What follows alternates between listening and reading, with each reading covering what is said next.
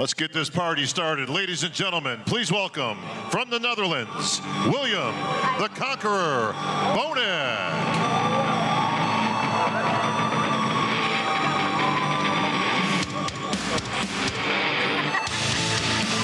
All right, we're back with the live men's prejudge for the Open.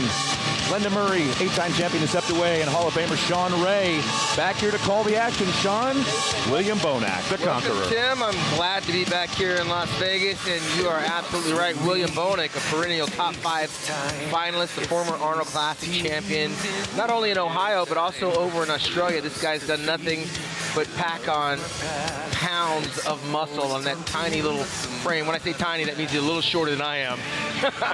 But William Bonac's looking good. He had a meltdown earlier in the year. Him and his training partner went separate ways, but it doesn't look like it's affected him at first blush. Right now by himself, he looks like he's right where he needs to be. I love how you mentioned that at the press conference the other day too, and how he was insta-famous from the meltdown he had. Yeah, I mean, you know what? When you have Instagram, you can kind of go there on any moment, but who are you really talking to, right? I mean, he went out there, and he's a very emotional bodybuilder, but he wanted the world to know that now he's doing it on his own. He's got a friend that has a good eye. He's not paying someone to tell him what to do. He's taking control of his career, and it doesn't look like he's missed a beat. Well, that was my question for you as the expert. What does it look like without some guru in your corner? How's he holding up? Well, you know, he has a little bit of film on this right now. A slight film of water. And again, these open category, you have 2 days. You have tonight and you have tomorrow. You have 24 hours actually where you can pull some water, dry up, or fill out. Well, remember, he's the first guy we've seen. So until we see the whole lineup, we can't really assess him fully, but the arms are big, the quads are feathered, round. He doesn't look like he's fallen off at all by doing this without his old trainer. And how hard is it to hold for 24 hours? It can be very hard depending on what you go through tonight. This is just the beginning. Remember, these guys have been waiting for the opportunity to flex like this literally since they started their contest prep 16 weeks ago. He looks good. His midsection looks a little bit not as defined as I'd like it to be, but we can only compare him with what he's standing next to, and that's yet to be seen.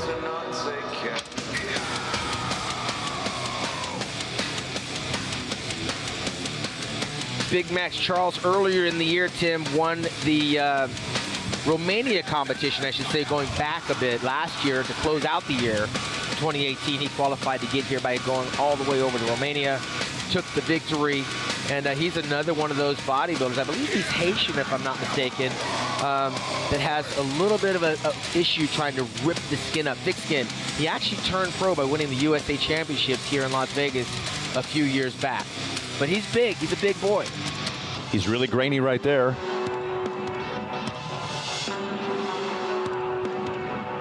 Max is one of those guys trying to establish himself here in Las Vegas. Does very well on the pro circuit, but when you get up against the best in the world and the elite, that's when the water gets a little bit deeper. You got to tread water a little bit harder.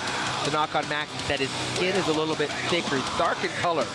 It's hard to rip it up and get that ultra crisp detail that we're probably going to see on another bodybuilder like Hadi Chupin, known for having very thin skin, whereas Max notoriously has thicker skin, and there's really nothing he can do about it. If he tries to diet down too much, he's going to be too small. He's a big guy. Got to carry the size. But he's faring well. He's one of the best in the world, so I can't rip him apart too much. Now, I've been meaning to ask you this for the 2 weeks leading up to this. With all these competitions, when you were competing, there were only a few compared to what's all over the world now. When they've been through these international competitions and they get against the best of the best, is that a huge shock? Well, we've all, you know, for every Olympian that steps on the stage, the goal is actually to just arrive in one piece. Max has done that successfully a number of times. Then the goal becomes, like, let me make a mark here. Let me crack into the top 10. And then you want to get into that top 6 and ultimately get that first call out. That's the goal. Just getting here is a job in and of itself. It's like no other contest that you prepare for locally, state-wise. When you get outside the country, you may have that opportunity to take out some of these guys that are a little bit lesser caliber, but Max is up against the best in the world. And this is what he's been training all his life for, and he's going to find out what that feels like when you get into that first, second, and third call-out, because that's where it can be very humbling. But it really depends on where your frame of thought is. Some guys just getting here, that's Mr. Olympia. That's a victory in and of itself, because not everybody can call themselves an Olympian. but when the rubber hits the road, you want to get into those upper echelon call-outs and stand next to those guys that are glamorized and glorified around the world. And Max Charles stands alone. He represents his entire existence where he came from. You know, I mean, not a lot of guys come out of Haiti. Haiti was devastated over there when they had, I believe it was an earthquake and a hurricane and just over and over. Yeah, but he's got the luxury of training out in New York. He's got the East Coast Mecca out there. And he's doing very well so far. Making his Olympia debut. Oh, here it is. Hadi Choopan. This was one of the biggest stories of the week. Hadi Choopan finally getting his visa to come here and deciding whether he was going to be open or 212. Here's our first look, Sean. Yeah, well, this was the story of the year regarding Hadi. Hadi has been taking 3 or 4 years trying to get into America so he can stand amongst the best. He almost took out Flex Lewis in Korea a few short years ago. He looks like he didn't miss a beat. He's definitely not a 212. For anyone was wondering whether or not he was a 212, you see the difference in the graininess of the skin? Yeah. Very thin. He showed up on time, and he looks very complete and in shape. He's gonna wreak havoc on some of these guys if they took this preparation lightly. Hadi Choopan's been dreaming of this moment. He represents an entire nation of Iran, the Persian Wolf.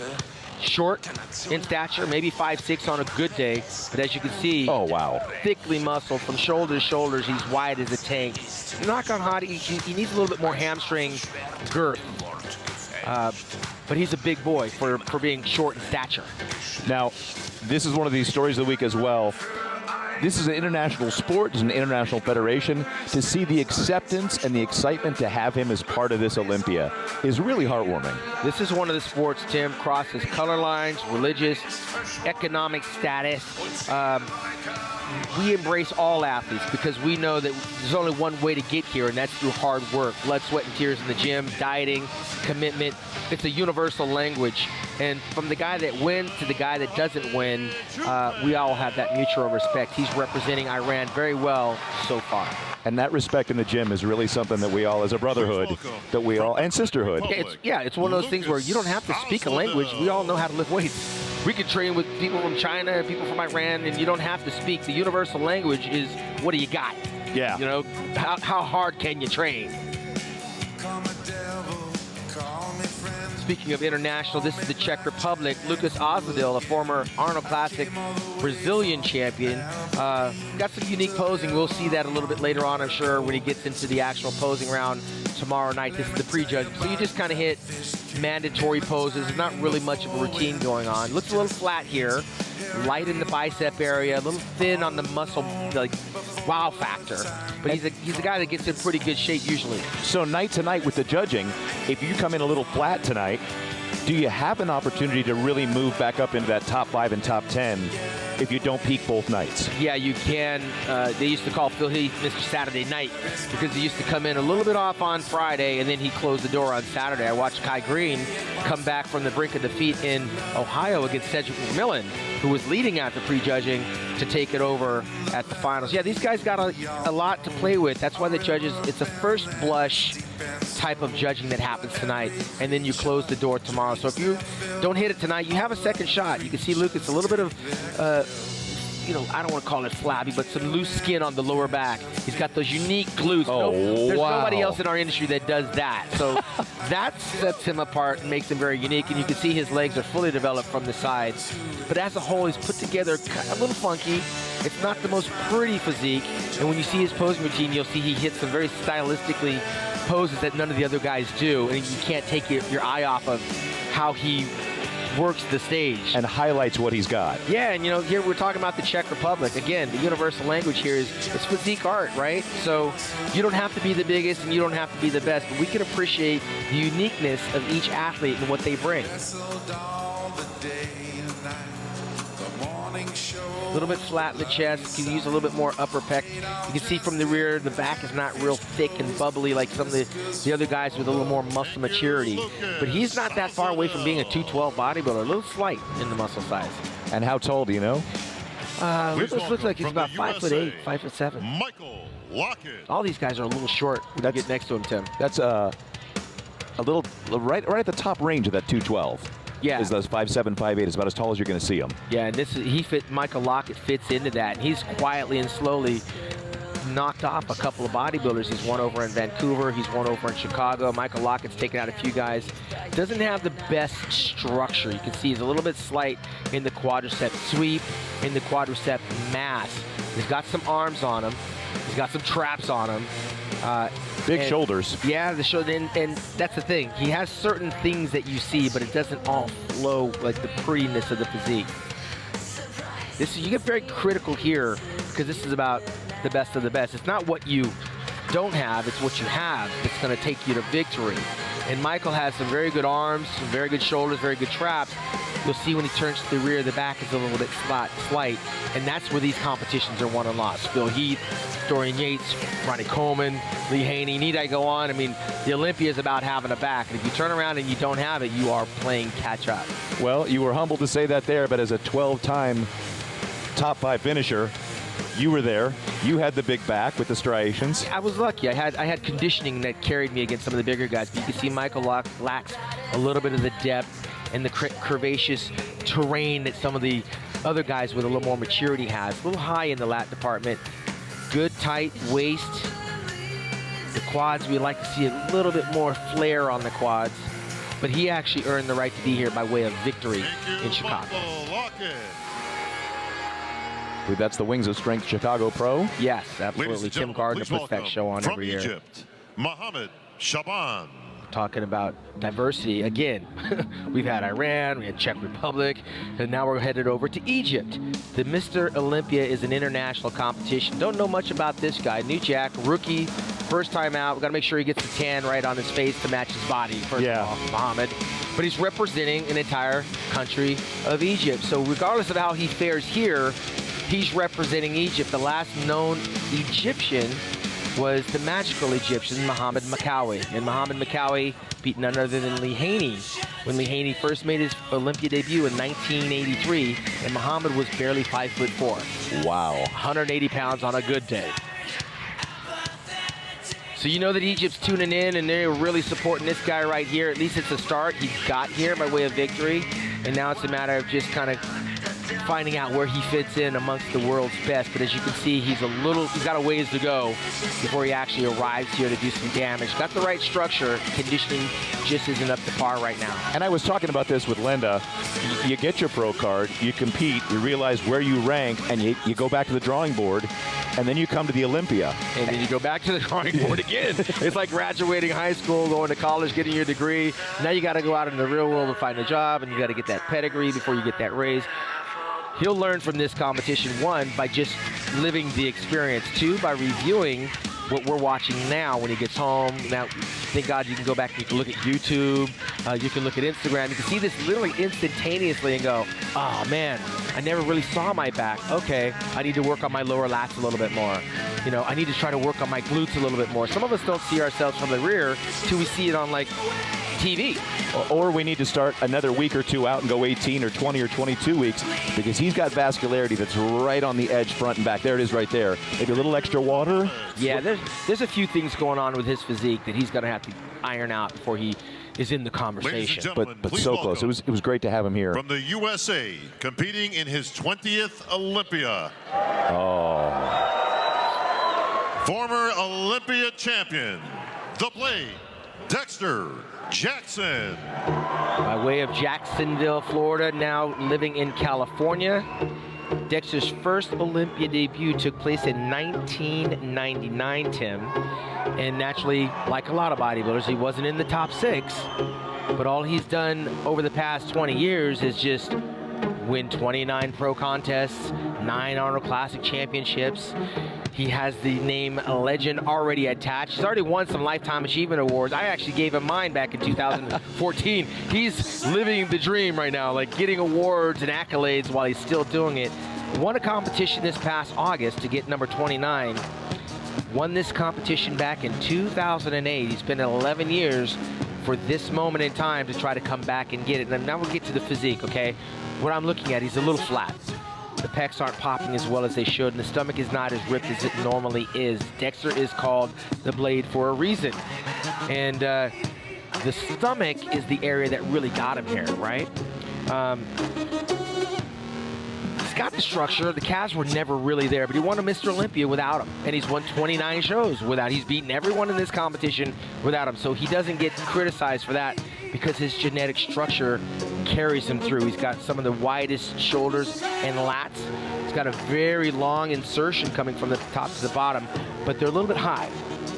Now, that August show was Tim Gardner's Tampa Pro. Absolutely, the Tim Gardner. And he was up against Luke Sandow. And he took Luke Sandow to school, the new jet.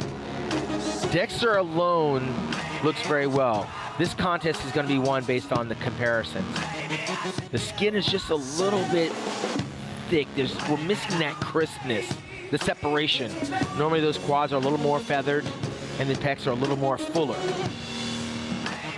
But at 49, he's still having fun. You cannot count Dexter out of this contest. So I've personally seen him better because he's won the competition. That was 11 years ago. Ladies and gentlemen, you're only as good as the people you stand next to, and this contest has not been decided yet. Snake Steve Kuklo. Let's see what Kuklo brought to this season out of Dallas, Texas. The Texas King Snake. He was making light at the press conference. He was on the Shark Tank with his wife, Amanda Latona, a former professional bikini girl, and now he is in the Shark Tank once again here in Las Vegas. He went back to the drawing board last year with the intention of breaking that top 5 and making some damage. Got here by way of winning the Indianapolis Pro competition, I think 2 years in a row to get here. And look at those quads. Beautiful lines, great shape. Turned pro here, like a lot of guys, by winning the USA overall championships. I think we got like 3 or 4 guys that have won the USAs to get here, and that was his last victory in Las Vegas. It's been a minute. Now, these guys all come for the title of Mr. Olympia, but Rolly Winkler has been rocking his title of People's Champion. I think Steve is vying for that this year as well. He's loved by the fans. He's a very likable, marketable bodybuilder, trained as a firefighter, EMT. Steve, again, he's one of those guys that needs a little bit more back thickness and hamstrings, as you can see when we've already looked at some of the other guys. And he's another guy that doesn't get the crisp detail that we're looking for from him. But he's got a very athletic and aesthetic physique that you can't buy that. You're born with it. So he's doing the best of what he can do. And I got to tell you, he's put together very well. A lot of guys would like to have this type of a body. Now, conditioning from year over year, what are we seeing? Well, he's been harder and he's been more ripped. This is a contest that sometimes you got to rise to the occasion, and sometimes you just get taken in by it that you flatten out. And I'd like to see what Steve looks like tomorrow, because he can eat tonight and fill up, and he might look a little bit harder tomorrow. Pull a little water? Pull a little bit water. I would tell him for sure we got to watch the water tonight, but he has to eat and fill up a little bit. From the United Kingdom, Luke Sandow. Okay, here's one of the stories coming into this week. Yeah, representing the UK, and the last guy that was over here wrecking havoc was the Shadow, 6-time Mr. Olympia, Dorian Yates. He was a dream wrecker for a lot of guys, and Luke Sandow came out of the box real hot and heavy earlier in March. He was 3rd at the Arnold Classic in Ohio.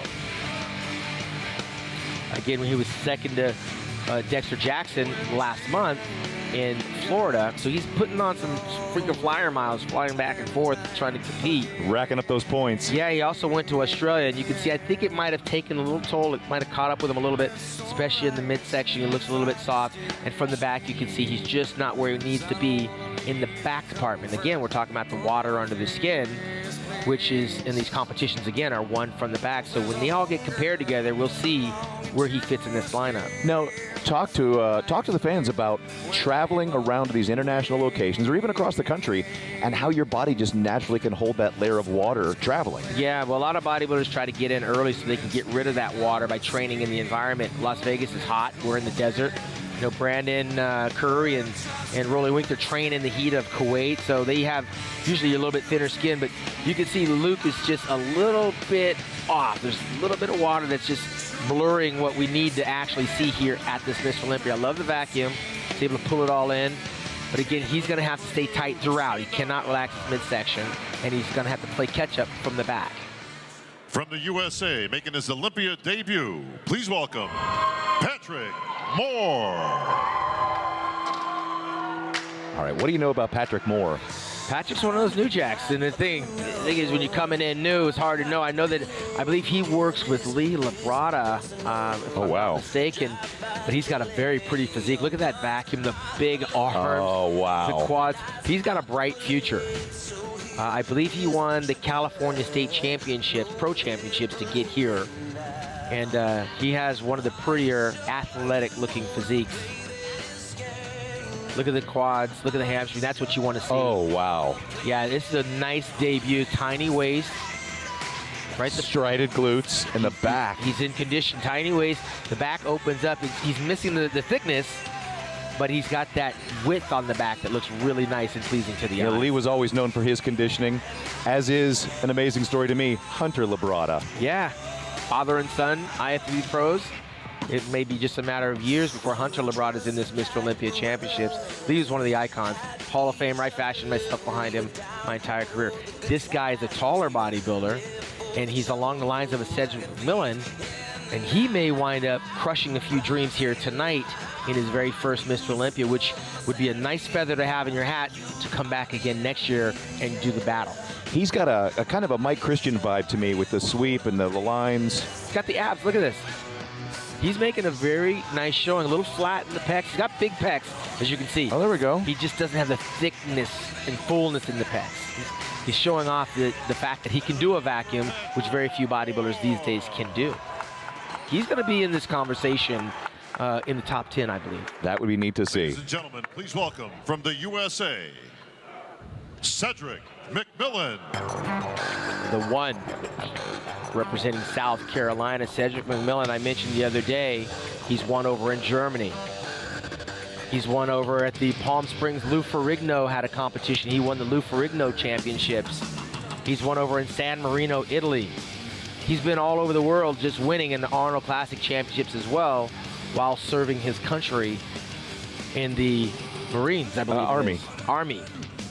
It's not, you can't take that lightly. Look at how pretty that is. That is just beautiful. The arms are full, the quads are full. A lot of size, and it's just quality size. Yeah, we were waiting for Cedric to arrive in this competition, this last-minute invite. Didn't have enough time to really do a full year's prep with his job, but he always shows up and shows us what we have been missing in the way of the classic bodybuilding physique. But having been military and having a daughter that's in the Army now, finding the food on base or prepping, finding the way to live that Army lifestyle, when you have duties that call, being out in the field, those kind of things, it's got to be really difficult, which is, it's great that he was able to take the time off and bring in this kind of conditioning. Yeah, he definitely has it. The card they're stacked against him, but look what he brings. You know, Lee Haney said he would be Mr. Olympia back in 2009. He may yet have his day. Yeah, and he's been here. I mean, he's got a slew of titles under his belt. This is the one that's eluded him. He's had one top 6 finish here in Las Vegas, and I know that he would like nothing more than to be called out with the top guys tonight.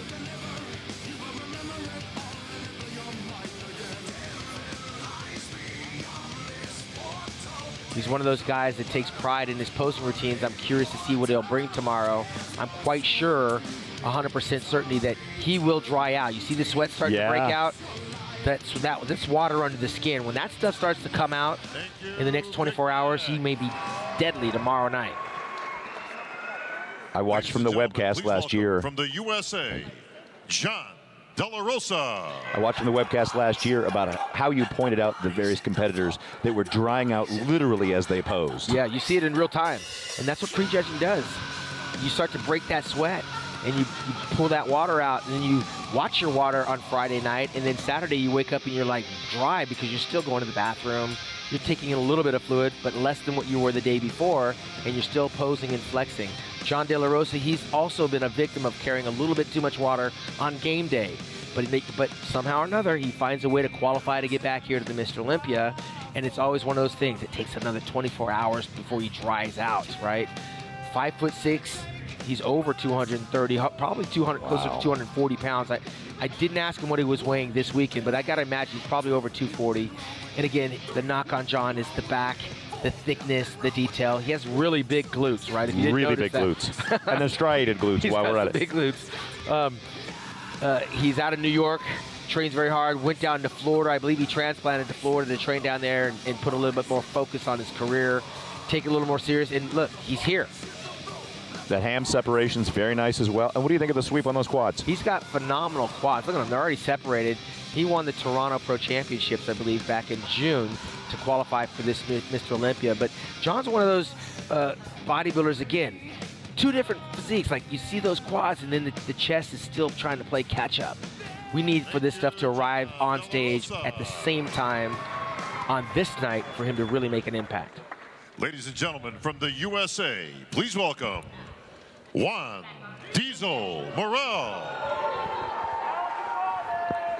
Big Juan, another Arnold Classic champion in Brazil and a two-time New York Pro champion. One of the few bodybuilders that stands almost 6 feet tall. So it's a little harder for these guys to pack on that muscle, but the vascularity is right there, bubbling underneath the surface of his skin. And Juan is one of those guys that he could peak like once in a year. So this contest has not been real favorable. He's automatically a top 10 in the world guy. You expect that from Juan Morel. But he has yet to really nail it on the day because he winds up peaking at the Arnold Classic in March, or he peaks in May at the New York Pro Show, and then it's a long run here. He looks very good. He looks very good. Some great fibers and striations in that side quad.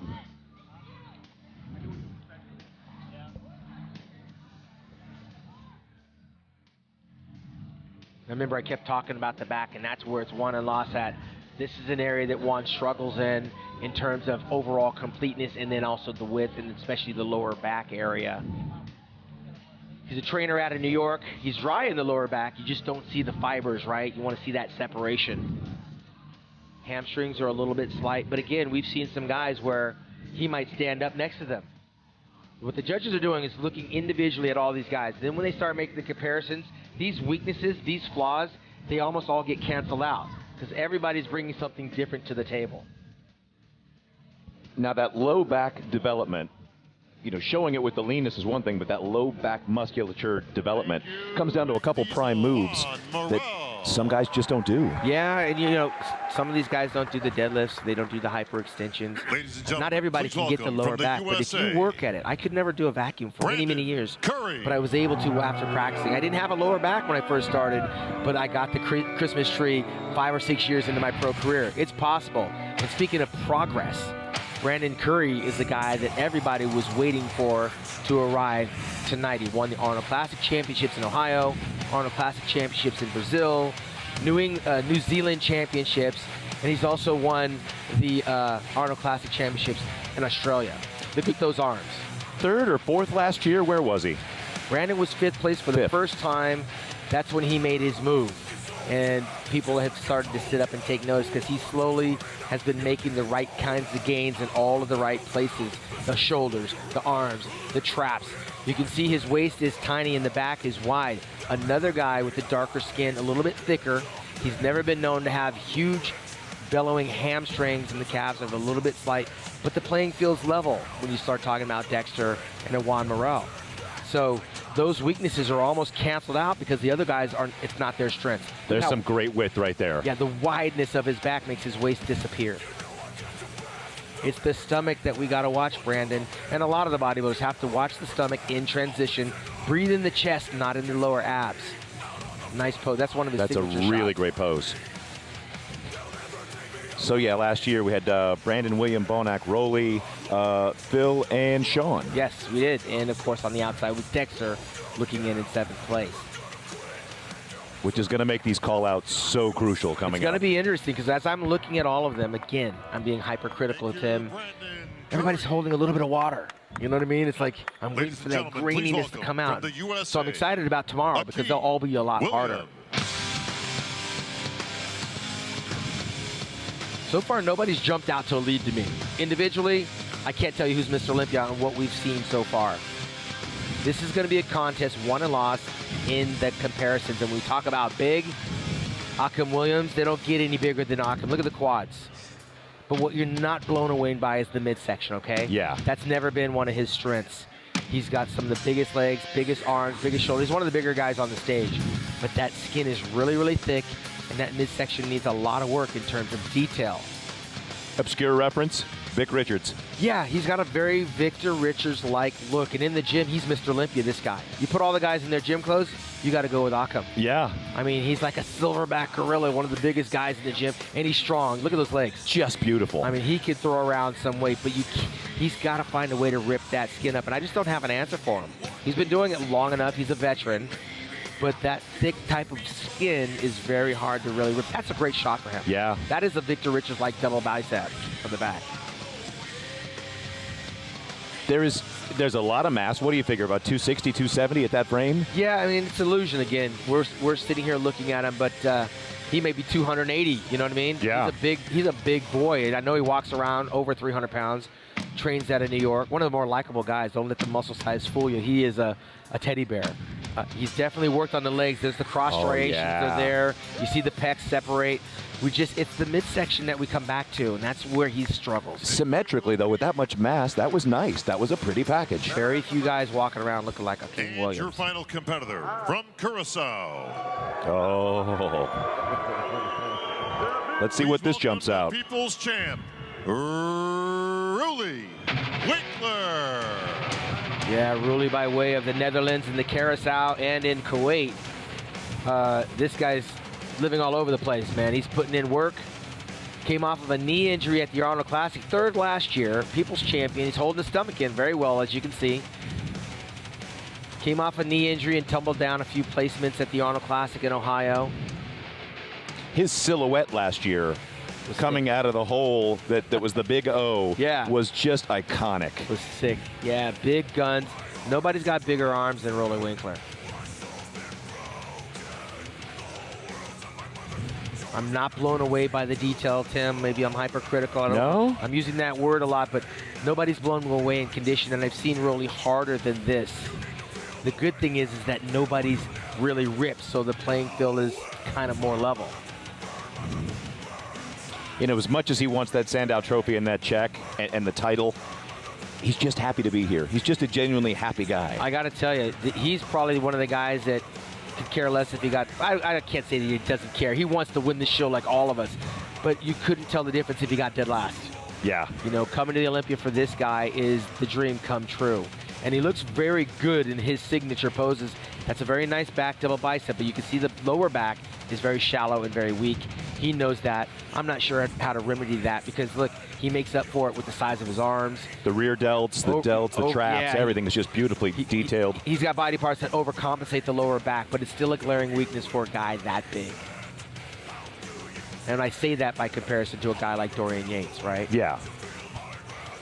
He's doing a very good job of trying to control that midsection, keep it tight in between transitions. But you can see the abs disappear when he actually hits there we go. abs. Yeah. That's a nice shot. Yeah, a couple times it comes in and out. So what is it about the Oxygen Gym in Kuwait that has all these major pros over there duking it out? Well, sometimes you go where the best equipment is, the best environment, and also the best support team. And I can tell you, I've been to all the gyms. Those gyms, the O2 gyms that Bader Budai has, is like Disneyland for a 10-year-old boy. And if they had it when I was competing, I would have been making that pilgrimage too. It's a great training camp out there in Kuwait. All right, that concludes all 16 of our individual presentations. What do you think, folks? You got some muscle on this stage. All right, we're going to break it down into groups at this time. We're going to have our first group of 5 competitors on the center line, please. And this is just a first glimpse. This is not in any particular 4 order. competitors on the center line, They're just please. taking a look at them in comparison so that when they get to the point where they want to call them out selectively, they'll have a better idea. So this is in no way, shape, or form 1 through 4. All right, our gentlemen in place. Let's send it down to the judges. Please welcome your head judge, Mr. Steve Weinberger. Thank you, Bob. Gentlemen, front double bicep.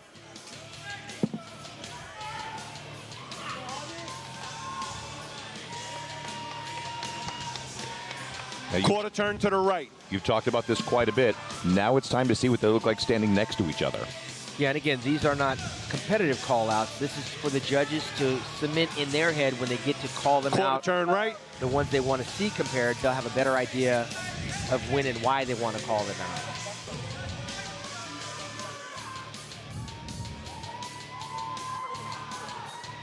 Look at how wide Back double Hadi's bicep. shoulders are from one to the other. His legs from the back look stellar. They're really popping out there. Well, if we're going to be Monday morning quarterbacking in this 4 call-outs, Hadi Choopan Relax, quarter is standing turn to out the in right. this 4. And that says a lot because you got William Bonac in that lineup.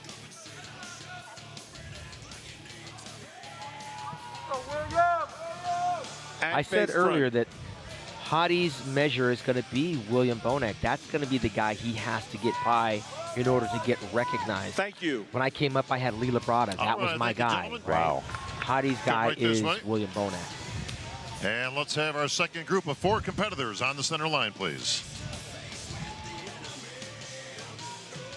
Is Dexter the only one from your that era still competing? Dexter's like a vampire. I mean, Dexter was around when they had the cassettes, you know, before they made DVDs, and you know they didn't have cell phones back then. You had a beeper on your thing. Dexter goes way back. Yeah, he's the one that's still out there living while everyone else is trying to on life support. Because I know you Gentlemen, competed front over 3 double bicep. decades. Yeah, he's done it at a very high level for a very long time, and that's not mistaken. It's not lost on any bodybuilder who's done this sport. All right, now we see the Quarter comparison. turn right.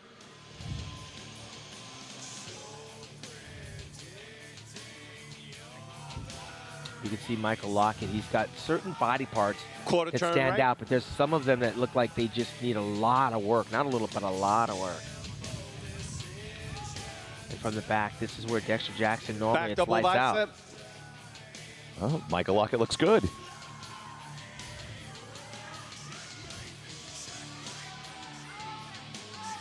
Oh, Yeah, see, Michael's got those traps, but then there's nothing else on the back. You see, he Relax, needs a lot quarter more turn. all the way down. Where Dexter, he's got that middle, meaty stuff going on, the nasty stuff. Steve Kokolo had some nice width as well. That served Steve well in his career. He's Face wide. Also one of the taller guys. I think Steve's about 5'10", 5'11". Thank you. Yeah, he's pushing 6 feet tall. All right, thank you, gentlemen. Right this way, please. Tony will direct you off the stage. And our third group of 4 competitors on the center line, please. Yeah, we're just kind of like analyzing these guys, but they're not being measured in terms of who won that call out. You know what I mean? The next round would be the one where they get actually scored. And that is going to be interesting. We've got Big Cedric. We've got Luke Sando there. Jonathan.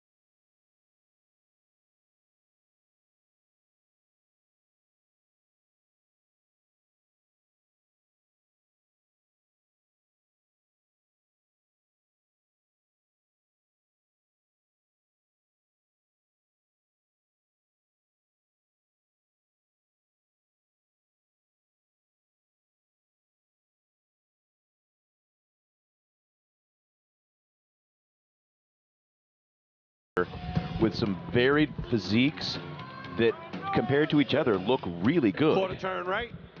Yeah, and Brandon Curry is standing out amongst these 4 gentlemen, especially because he's got that awesome front double bicep. I'd like to see Akim and Rolly trade Quarter turn. places, and Rolly and Brandon stand next to each other. look at Occam. He's got Wow. high lats, but they're big. Back double bicep.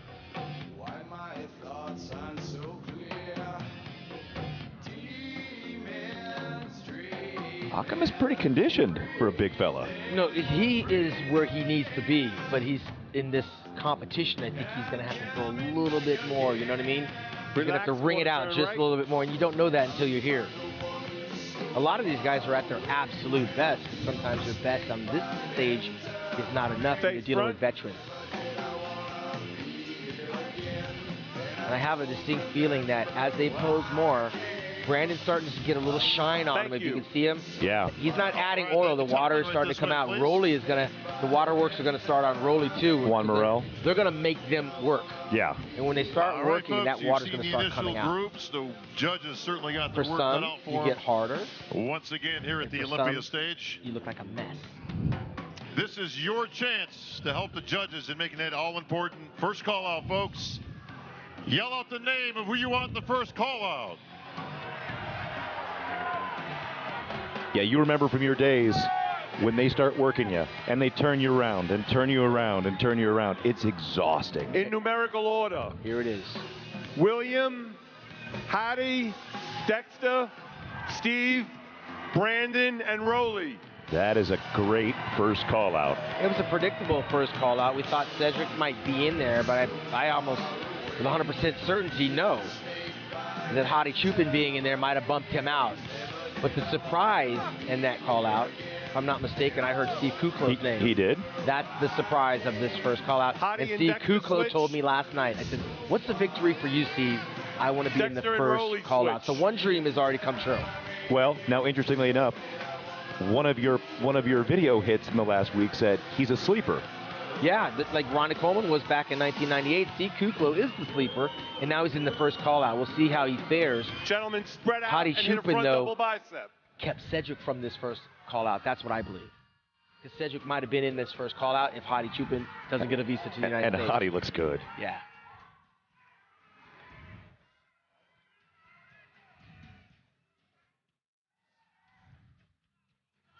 Front lat spread. Steve is going to have to tighten up a little tomorrow.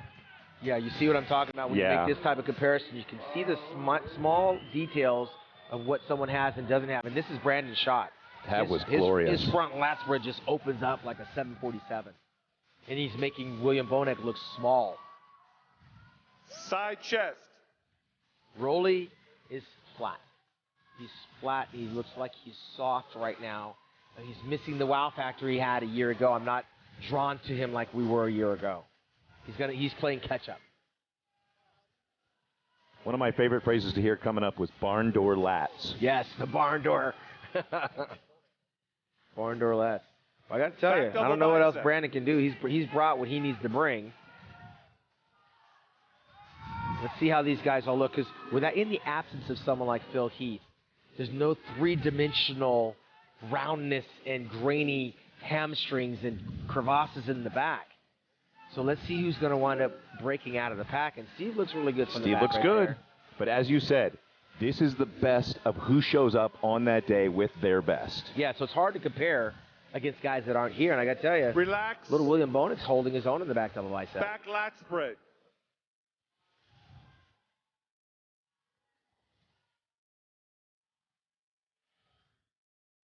See how Steve looks against Hadi. Hadi's so wide. Yeah, he's not even close to Steve in terms of weight. Hadi's a much smaller bodybuilder, but he looks Side bigger tricep. right now. So that's the illusion that Hadi brings to the stage. Steve's almost 6 foot, Hadi's 5'6", and he looks bigger than him. Hadi's got, well, we're at, what, 6, 7 guys out right now? How many are sitting out there? Yeah, 6. So we know Hadi's top 5. Yeah, there's no question. He's done what he needed to do. I've always said he's one of the top Gentlemen, 5 guys face for front. sure. Now it's a question of where he winds up in this lineup. Steve's dreams come true Rolly because he and just wanted to be in the top Brandon 6, top first call out. And now we're switching around. Yeah, now it's going to get interesting because this is where I think the rubber's going to hit the road. Abdominals and thighs. Brandon's in the middle where I thought he was going to be. He's got Rolly on the left, and he's got William on his left and Hadi on his right. Rolly's abs look good. Relax. I think Steve William and Bonek Dexter has switch. Rolly. Oh. We're going to give the old man a good look here.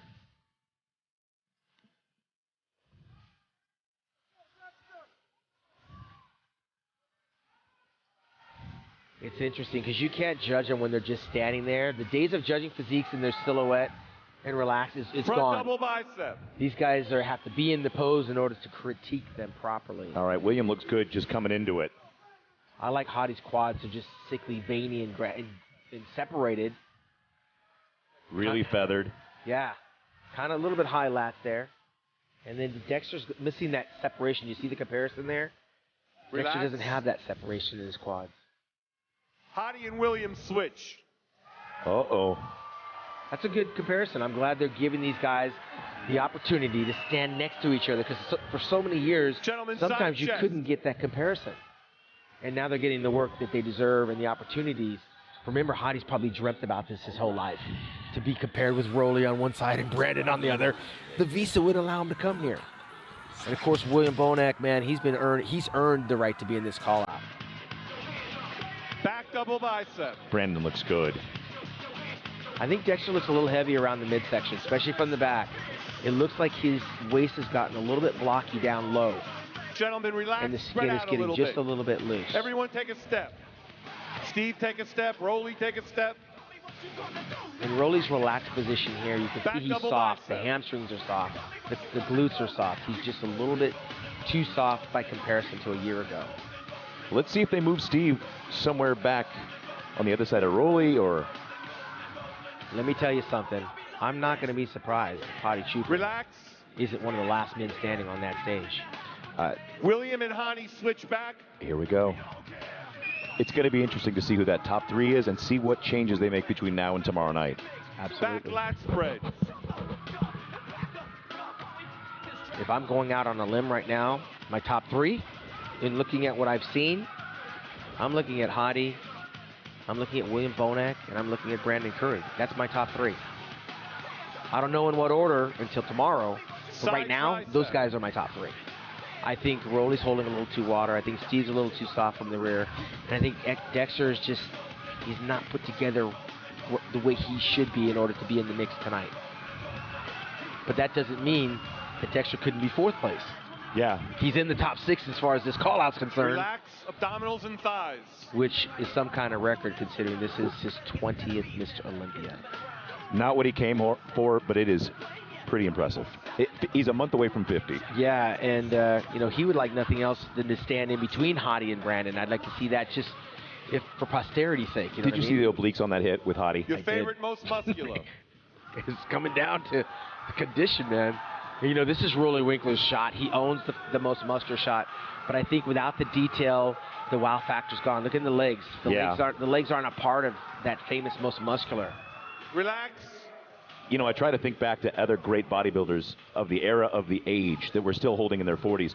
Vince Taylor was that master. He had that 5-year Masters Mr. Olympia run from 40 to 45. Yeah, and then you had Albert Beckles. I mean, Vince and Albert Beckles are the guys that are the new Dexter Jackson. But 49 years old, almost 50, to be top 6 again. What he's doing is nothing short of amazing. And this contest has not been decided, in my eyes, after looking at what we just saw. So now we're going to see what the next level of competitors there's Cedric. And don't be surprised if after looking at these comparisons that one of these guys tomorrow night, or even two of them, might wind up getting recalled out with what we just saw, which means some of those guys in that top 6 may wind up changing places with one of these cats. So that's to be seen.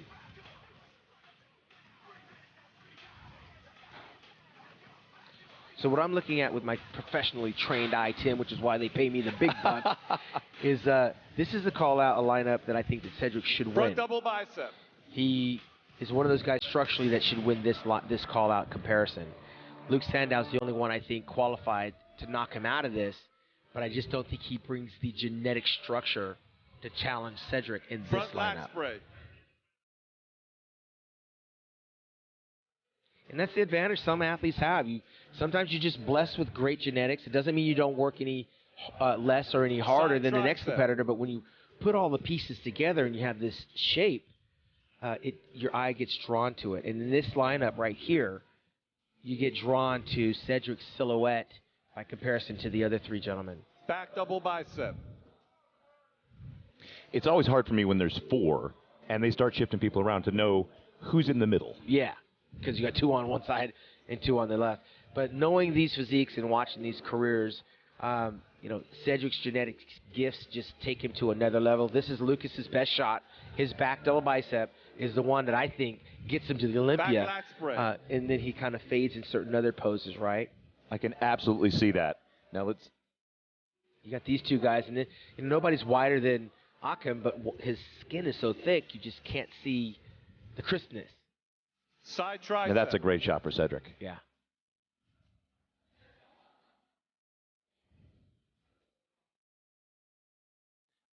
I've always been a fan of some of the taller guys to get those lines that Cedric gets. Sometimes you get a little blocky, you get down in that 5'4" to 5'6" range. It's hard not to be blocky. Relax, face and you front. get those big sweeps and those big Lucas and lines Luke like switch. Cedric has. They're just aesthetically pleasing. Right. Well, and Cedric's done a very nice job building up the pecs and the delts and getting big arms and those big hanging traps. Abdominals and thighs. It sets everything off.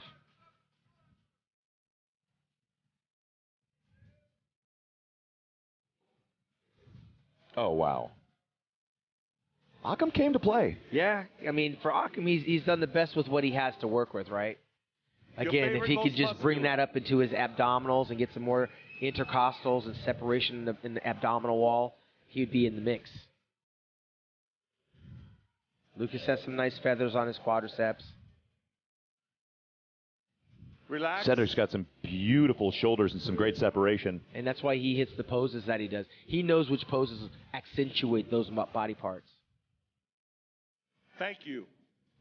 And you can see Luke's hand down, his quads are just holding a little bit of film of water, and his glutes definitely holding water into his hamstrings. You can't help but think at his age that he's got a lot of good years ahead. Yeah, Mohammed, no question. He came on strong at the Patrick, Arnold Classic this year. Jonathan and Juan. So this is the last call out. I'm surprised that we didn't see Patrick a little bit earlier. He's got such beautiful lines, and he's in good condition. And again, I told you somebody might rise up by tomorrow night. If anybody's going to rise up right now, I think Patrick might rise up. They might look at him a little bit more here. Pop into that top 10. Yeah, because I would have loved to see him in that last call out against Lucas and Luke Sandow and Lucas Osladell. All right, fans, I know you're watching the Men's Open Prejudge. We still have the 212 coming up with Flex Lewis retiring from 212. We don't know that he's retiring from bodybuilding, Sean. Correct. That's an open title, and that's going to be really exciting tonight. That's what everyone's sticking around tonight John to and see. Max This is switch. our first introduction to real muscle with these cats right here. But the 212 is a barnstormer, and the finals Michael are and Juan going to be switch. interesting. I was at Prejudge. It was tight. Yeah, I know it was. It could go one of 3 ways on that 212 division. This one, though, is still kind of up to grabs. And mind you, they're going to come back. Gentlemen, This prejudging spread is out. not over. They're going to come back Everyone with take a the step first group of guys and hit a front to double take bicep. another look. I like Patrick's physique. He's got pretty skin color, too. That's not his natural color. That's a very nice color that he's got. And he's got the quadricep splits. He's got the abdominals Front when he hits lat the front spread. double bicep. Big arms for a big guy. Yeah. Yeah, the expo was packed. Meet and greet, the Meet the Pros press conference. This morning for Prejudge, VIP was full, and people watching from the wings was 5 to 7 deep. Yeah, it was ridiculous. Side chest. I think people represented this year more than any other year in the past. I think it has to do with our sponsors offering all the things that they bring to the table and new companies coming into the fold. I mean, we're expanding every year, and that expo was ridiculously packed for a Friday. What's going to happen tomorrow? It's going to be jammed. Oh, you got to come out if you can. Tomorrow, a lot of great celebrities. Back double bicep. And then the Prejudge for Classic Physique, Men's Physique, Bikini, and I think that's it. I think that's going to be a wrap, man. With this last group of guys here, I mean, you got to wonder, like, these are the guys that may be struggling to crack the top 10, okay? And when I told you Juan Morel had to peak in June, in May at the New York Championships, and we had Jonathan De La Rosa over in June in Canada. Back lat spread. It's hard to hang on to that, man. It's hard to hang on there. And Max Charles has had the longest time to try to get here since he qualified in November of last year. Wow. But we don't get the personal stories of the journeys it takes to get here. I would love if we can get like a 3-minute clip of each athlete to tell us about the trials and Side tribulations. tricep. I mean, some of us will probably be in tears with what they have to give up and sacrifice to get here. I also like to hear, and we used to do that with the competitor profiles, I like to hear what they have to balance between family. Some of them have real jobs. Cedric being in the Army. Yeah. What you have to really do if you're not a trainer or a sponsored athlete to balance your life out and still get here in peak condition. Yeah, everybody's got a different journey, but you know what? This sport is ruthless when it comes down to not even mattering because they only want to see this, the end result. It's an art show. You paint it all year and you unveil it in front of the judges and you pick the art that you like, and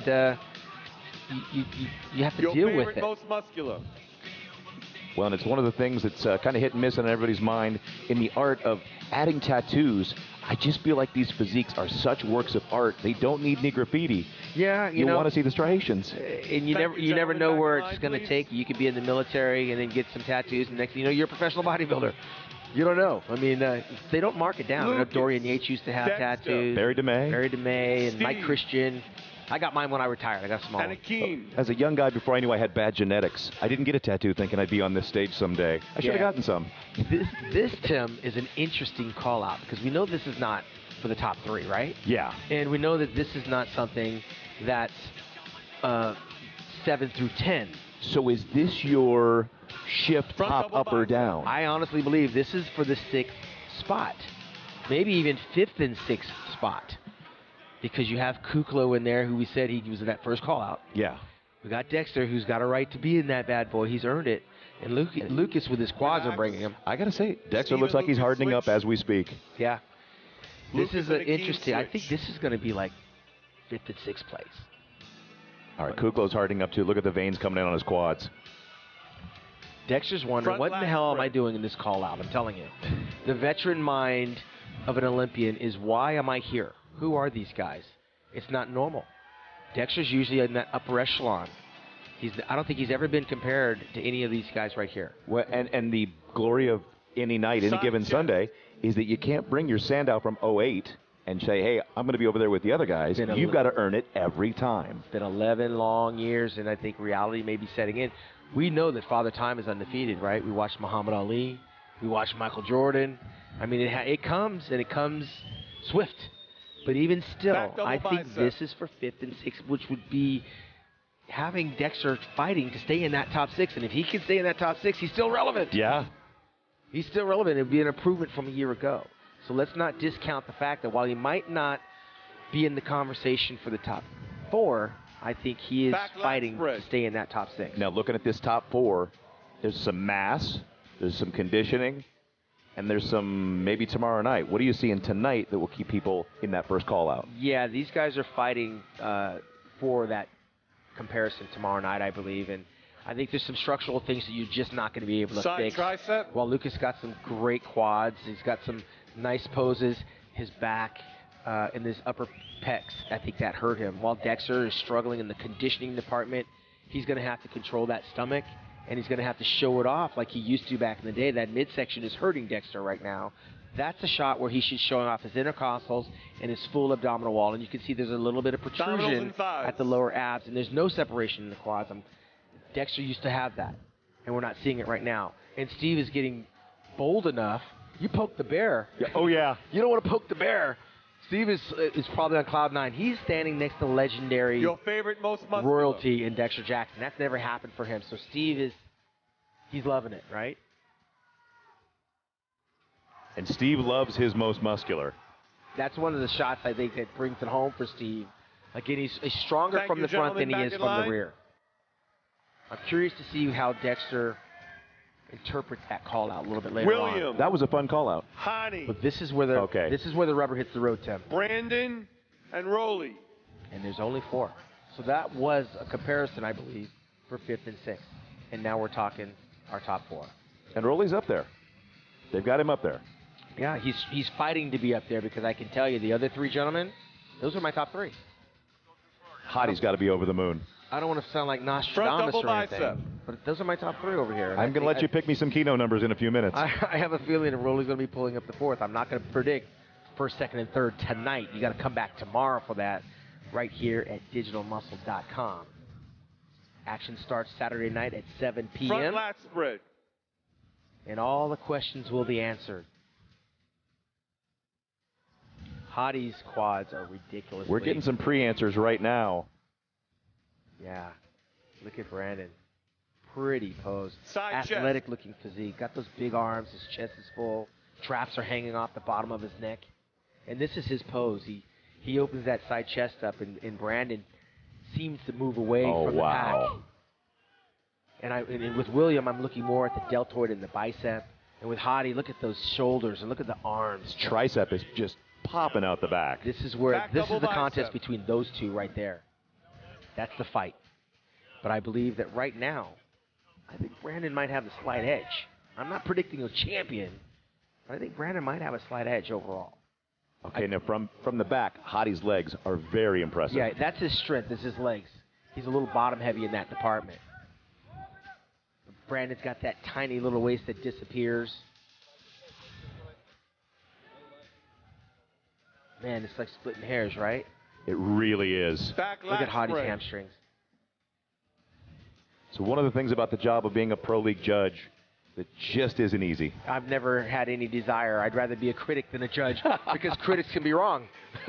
Hey, I'm not a judge. Hey, what the heck? I prefer my job MC. I say their names and hand out checks. There you go. Let these guys do the hard work and entertain. But look at Hadi from the back. That is a beautiful back lat spread top to bottom. It really is. He's got the calves to go along with the width. Brandon's back had such width. Yeah. Hadi's a little boxy in the waist, though. That's what's his Achilles heel, is that his waist is a little boxy. But he brings the condition as he hits that side tricep. The serratus comes in, the pecs come in, the abs, the delts. That's what you want to see. Abdominals and Brandon thighs. has that pose down to a science. You see where there's a little bit of water coming out on Rolly, there'll be a lot more coming out if they continue this route, because he's now starting to break into that water reserve. He's carrying a small, thin layer of water. All right. I preferred Williams' quads right there. Your favorite, most muscular. And Rolly's quads. Those are big legs. Yeah, there's no question. But the abs, you can see, start to fade. He's got to control the midsection. Hadi is hard as nails right in this pose.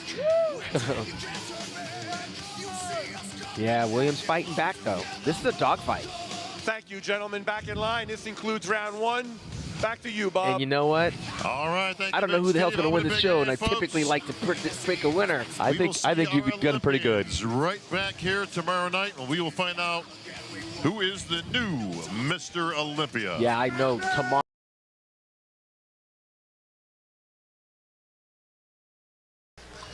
All right, folks, we ready for the Mr. Olympia finals?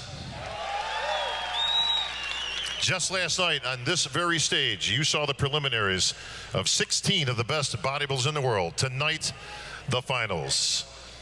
Please welcome your first competitor from the Netherlands, William the Conqueror Bonac. And now we come to the payoff. We're going to bring in to the conversation our expert commentator and trainer, Mr. Nil Hill, who's all too familiar with this guy coming to the stage. He's been third in this competition, won the Arnold Classic, and Nil, you've worked closely with him. This is a time where you get to sit back and analyze what's been going on with one of your proteges over the past 6 months to a year.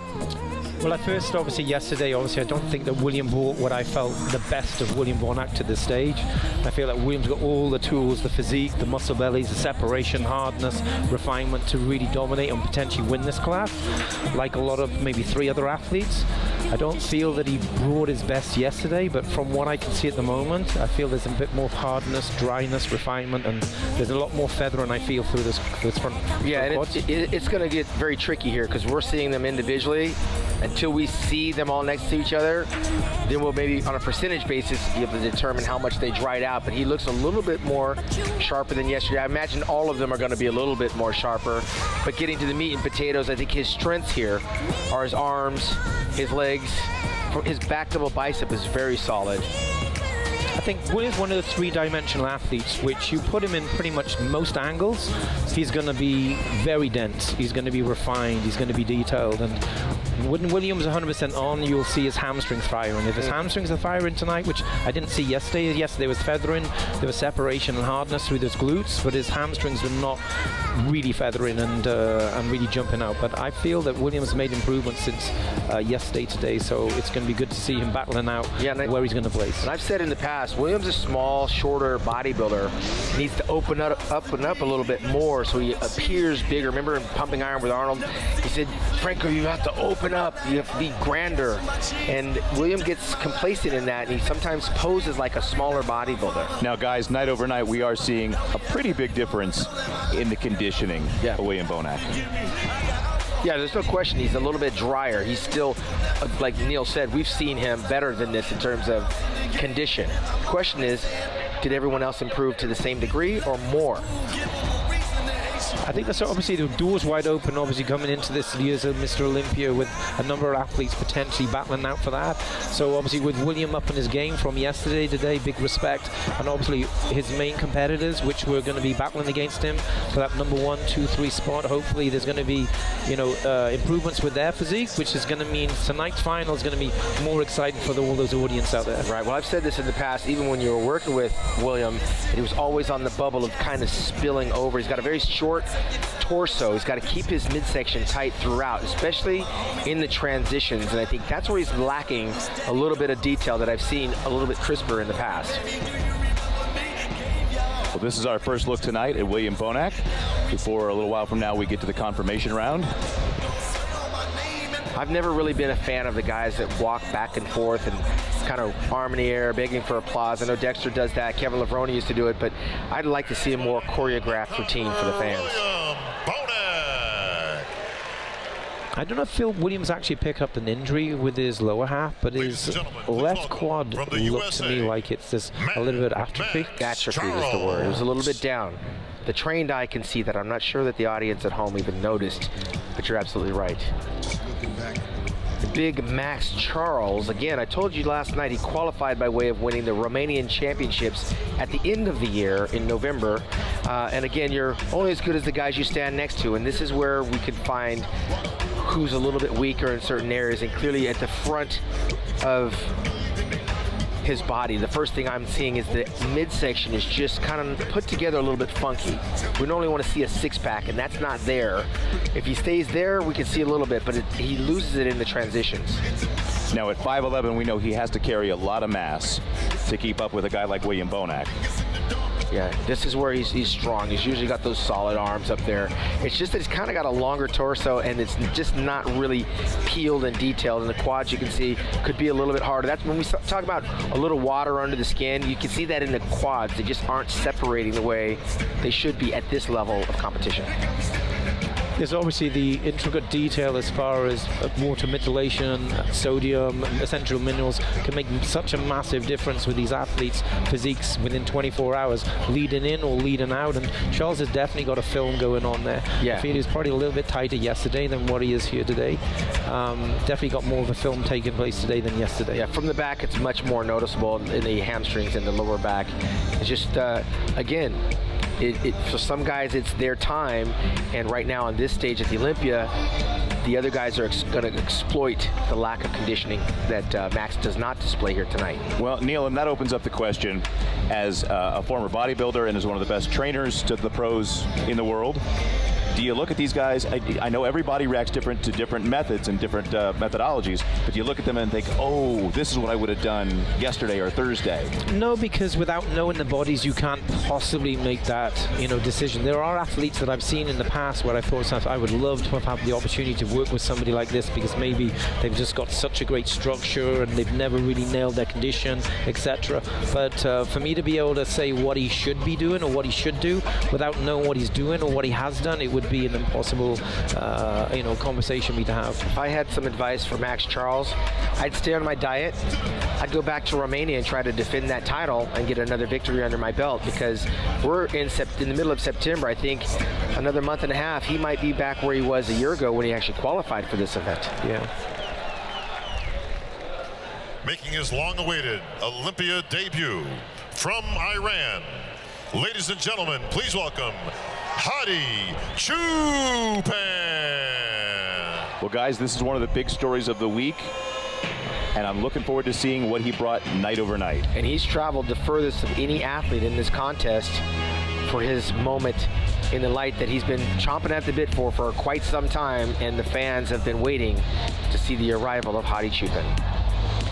For me personally, I feel the introduction of this gentleman to have the opportunity and step on stage to represent himself, his home country, and all the different native bodybuilders around the world is absolutely fantastic. And for him to bring the package in his first Olympia, I thought he looked great yesterday. Have I seen him better? Yes, I have seen him better, not in the flesh, but within videos and pictures.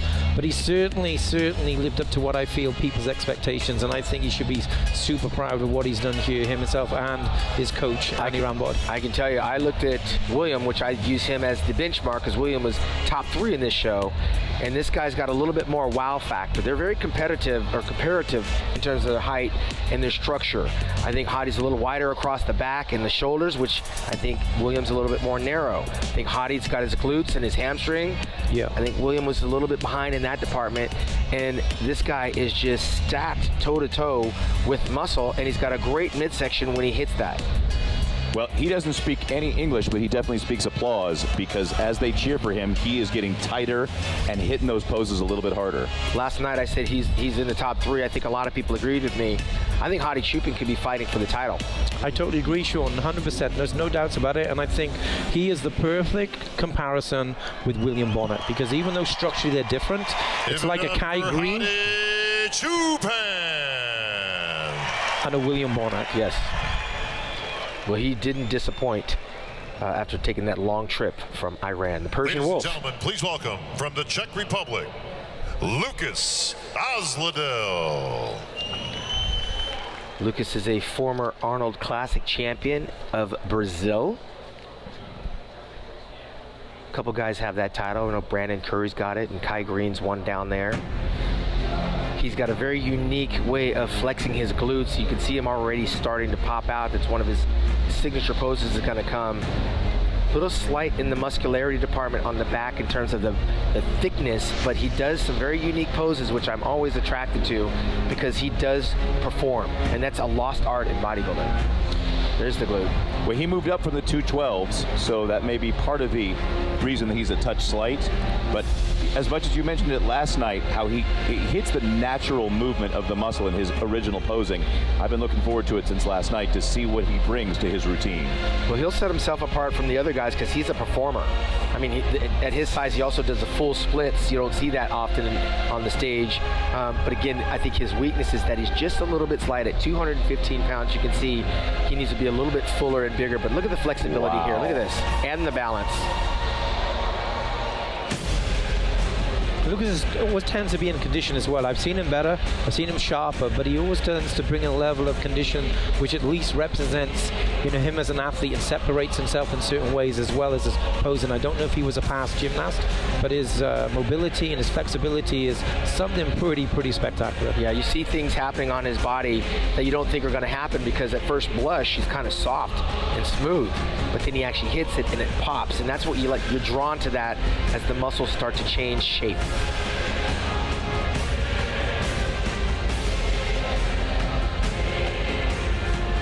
Sean, how old is the gentleman, do you know?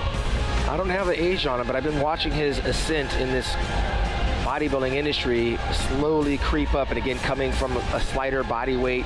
He's lost several competitions, but he wins when it's time. You have to win to get to this Mr. Olympia, so there's only one way here, and that's by victory. He's beaten a lot of guys, and it looks like he's still got some gas in the tank. But again, Neil, I'm one of those guys, I'm constantly looking at the midsections, and he's got to stay in control throughout his routine. Yeah. Ladies and gentlemen, please welcome from the USA, Michael Lockett. I'm really happy to see Michael get into this top 10 because he's an athlete who I feel has brought a level of conditioning to shows consistency. I do feel that he's a little bit down on his legs in some areas because he's obviously got atrophy on his right side, etc. But he brings an amazing display of hardness and refinement in certain muscle groups. Yeah, he's put together kind of funky. Like the arms are really big, and you can see the slightness in the quadriceps, and he's kind of have a long torso with really high lats. But yet when he actually poses, you see some things happening. Those traps, they start at the top of his ear and come all the way down. Very unique traps that he has. But you can see in this pose how high the lats are and how long the torso are. Now I have age for him, Neil. He's 35, and actually started out his his exercise career, if you want to call it that, as a boxer. Oh, wow. Which alludes to some of the really well-worn, mature muscle that you see on his frame. Yeah, I mean, he didn't start out as a bodybuilder. I started out as a bodybuilder and wound up, as a retired bodybuilder. Making that transition is sometimes hard, and it takes a little longer to develop everything. Where Michael is a little weak is in the back department. You'll see this now, and we've always said most contests are won from the back. And even though his back doesn't have the separation and the detail that it should, he's still able to knock off people and get titles. He's won over in Chicago, he's won over in Vancouver, he's won to get to this competition. So there's some bodybuilders that are very complete that he's taken out on sheer grit. He's had 11 top 10 finishes, including one here tonight. This is the top 10 you're looking at for the men's open division. He's got a lot of density and thickness, obviously, in his shoulders and his running through his arms. Yeah, you can see he's strong in the arms for sure. And the legs are something that may never catch up. But again, not everybody can be Mr. Olympia. But heck, if he can go knock off some of these victories in the other shows, more power to him. Egypt, Mohammed Shaban.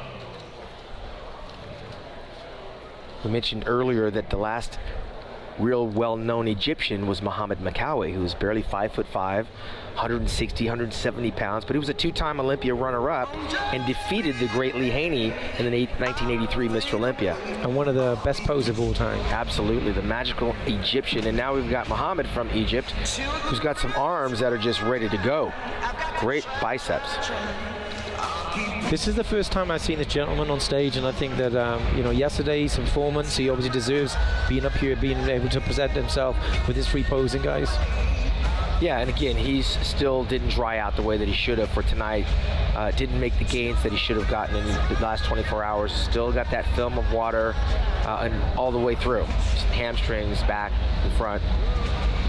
And again, what's putting him in the distance, I would say he's a top 10 guy, but he's not going to crack into that top 5 just because he doesn't have that muscle maturity and the separation you need. And everything about bodybuilding is about being complete. You're only as strong as your weakest muscle group. You're only as strong as your condition. And when you bring everything and all stars are aligned, then you can be a very dangerous individual. You don't have to be the biggest guy on stage to be the most complete, most competitive, and take those titles. Right, and I mean, how long has it been since you've had an Egyptian competing in the Open Olympia? So while he may not fare well here tonight, he's the best thing to come out of Egypt. That's huge. We learned that with our Libyan competitor. Last night with Kamal El-Garni, Hadi, and Mohammed. They are absolute heroes to their people and just icons in the sport, which is growing in each of their countries. Shin Kang in the classic physique for China. Shin Kang, Hide, Yamagishi. These guys are rock stars in their country, and to be here on this international stage competing against the world's best is a huge accomplishment. You tend to find that the governments in a lot of these countries support their athletes, especially as amateurs. They really, really get behind them with supporting them and treating them as athletes, as well as them obviously progressing into being a professional athlete as well. They're literally ambassadors, whereas in the United States, it's so independent. You've got to get your sponsors, you've got to promote yourself, you've got to market yourself. You don't have the support of the government. But yeah, that helps these guys with their brand awareness. And again, I mentioned earlier, Neil, I'm a proponent of choreographed routine. I'm not real big on trying to ask for applause and the rah-rah type stuff. It's spend the time choreographing something. We pay big money to come watch you perform. Entertain us, right? Yeah. And ultimately, when you're on the stage and you're in condition, the crowd is going to get behind you anyway, whether they're a fan of your physique or not. When you bring a level of condition and structure and performance to the stage, the audience are always going to get behind you. They're going to give you applause. Right. Well, and it alludes to the fact that we basically have 10 guest posers on stage tonight, the best of the best. Don't guest pose. Do your routine. That's it. And you know what? There's a large percentage of income and revenue you can generate if you perform it properly to be in demand in other places around the world. Our next competitor is competing in his 20th Olympia. 29 pro victories to his name, and your 2008 Mr. Olympia. Ladies and gentlemen, from the USA, Dexter "The Blade" Jackson. Dexter made his Olympia debut in 1999. You know how much stuff has happened since 1999? And this guy's only missed one Olympia. This would be his 21st if he didn't sit out one year. some kind of record. I don't think it will ever be broken. For me, I feel that Dexter is one of the greatest all-time bodybuilders. And the reason why I say that is just name me an athlete which has been consistently at the top, won all the major titles you can possibly can for such a long time. I don't know anybody. You're absolutely right. But again, Neil, when you do something long enough, eventually Father Time wins. And tonight, I think Father Time is catching Dexter simply from the fact that we've seen Dexter so much more superior than what we've seen right now. While he's 49 years old, he'll be 50 in only a month. We've seen Dexter with that 8-pack abdominal wall that's not there tonight. We've seen the glutes shredded, which were not there tonight. We've seen the hamstrings in a little bit more. So that little film of water is holding him back from his dream of a repeat. I don't think that's going to happen here tonight. But how do you knock somebody as consistent and as great as Dexter? I find it hard to criticize him because I'm older than he is, and at 49 years old, I was sitting on the beach drinking beers. Such a huge respect at almost 50 to put your body through this, and as much as he does every year to get that many wins under his belt, to stay in prep, to stay that condition, and just pound away on that near 50-year-old body. Well, this is where genetics come in too. You see the traps. When he's done bodybuilding, those traps are still going to be there. Those shoulders are going to still, he's not going to shrink down to nothing. But being the veteran, Dexter knows in the history of this game, the midsection is where everything starts. And when you relax it, that's the first thing we start to criticize.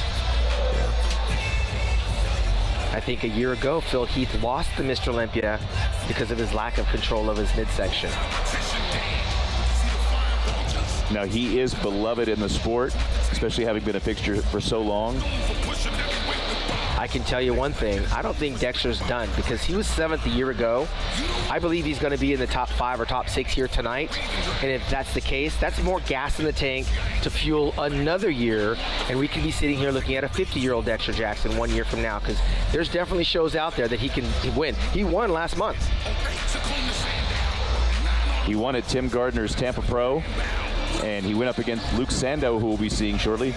I was there at the show, and I was super impressed with what Dexter brought, because I feel that Dexter was better this year in Tampa than he was last year on stage in Olympia. Absolutely. And we sit here and we've got to critique and we got to give our opinions and views and be very constructive. But Sean, for his age, his condition is still absolutely exceptional. Have we seen, is this the best of him? No, it isn't. But what he's presenting himself on stage is unbelievable for the industry in itself. And to give it perspective, there's going to be a lot of guys going home that just got their butts kicked by a 49-year-old bodybuilder. Don't you like how Dexter takes 10 minutes to get out there, then he runs off the stage? Ladies and gentlemen, please welcome from the USA, the King Snake, Steve Kuklo. He's got to be one of the happier bodybuilders coming into tonight, because his dream at the press conference was a first call out, Tim, and he got that yesterday.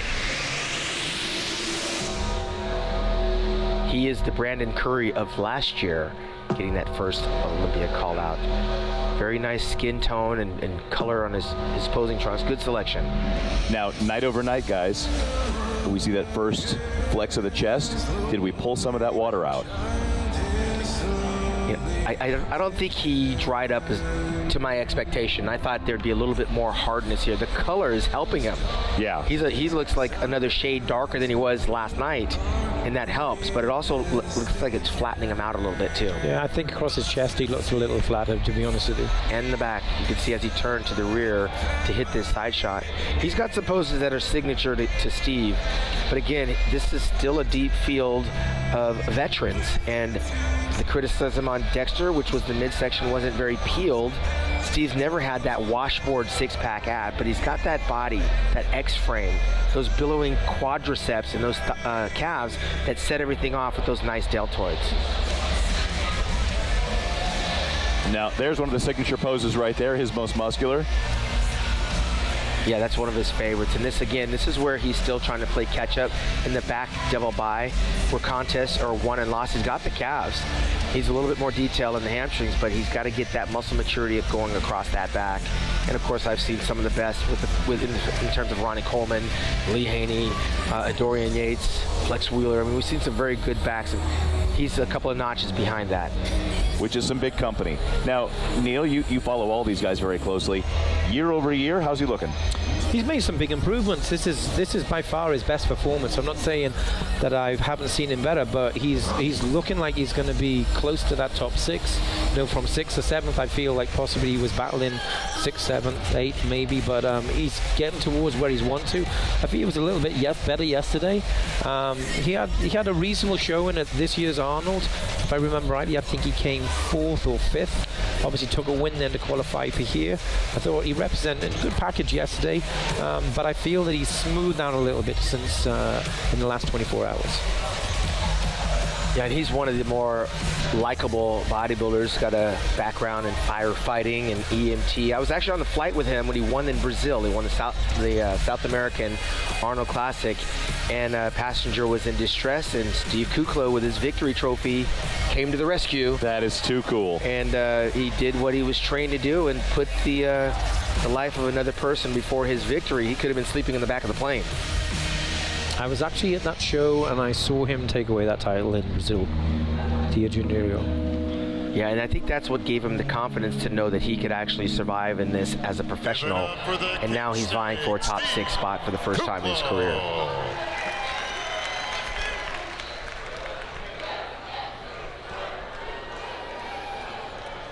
Ladies and gentlemen, please welcome from the United Kingdom, Luke Sandow. Guys are warming up backstage, just getting the last bit of nerves out. And this guy right here is a breath of fresh air. The last guy coming out of England was the Shadow, Dorian Yates, and of course Flex Lewis was living out there in Wales and doing his thing. This is the next thing coming out of England. I first got my preview of him at the Arnold Classic this year when he got 3rd place, which was a huge accomplishment because he took a lot of guys out in that contest. I feel that Luke is doing a great job representing himself in the UK. I feel that what he puts out there as far as content, one of the strongest bodybuilders in the world. Whether you're into strength or power, you can't help but be motivated or be inspired by people's personal ambitions in the gym, with obviously lifting and performing and creating art on stage. Tim, the guys over in the UK, they actually wake up to this music he's posing to. He's got a very unique look. He's got a beard. Very few bodybuilders actually have facial hair. He's got some really cool, funky earrings in there. He's got a nose ring, but you can't help miss the quality of those quadriceps. You don't get that big without throwing around some heavy weights. Well, and to Neil's point about the work ethic, he's got the warrior look, and you know he's lifting like a warrior on a daily basis. Look at those, the arms are solid, so I know he's a strong bodybuilder. His condition could be a little bit better, especially from the rear. He looks solid from the front, big pecs. He's got everything there. He's just got to find in time drying out when it counts the most on the big stage.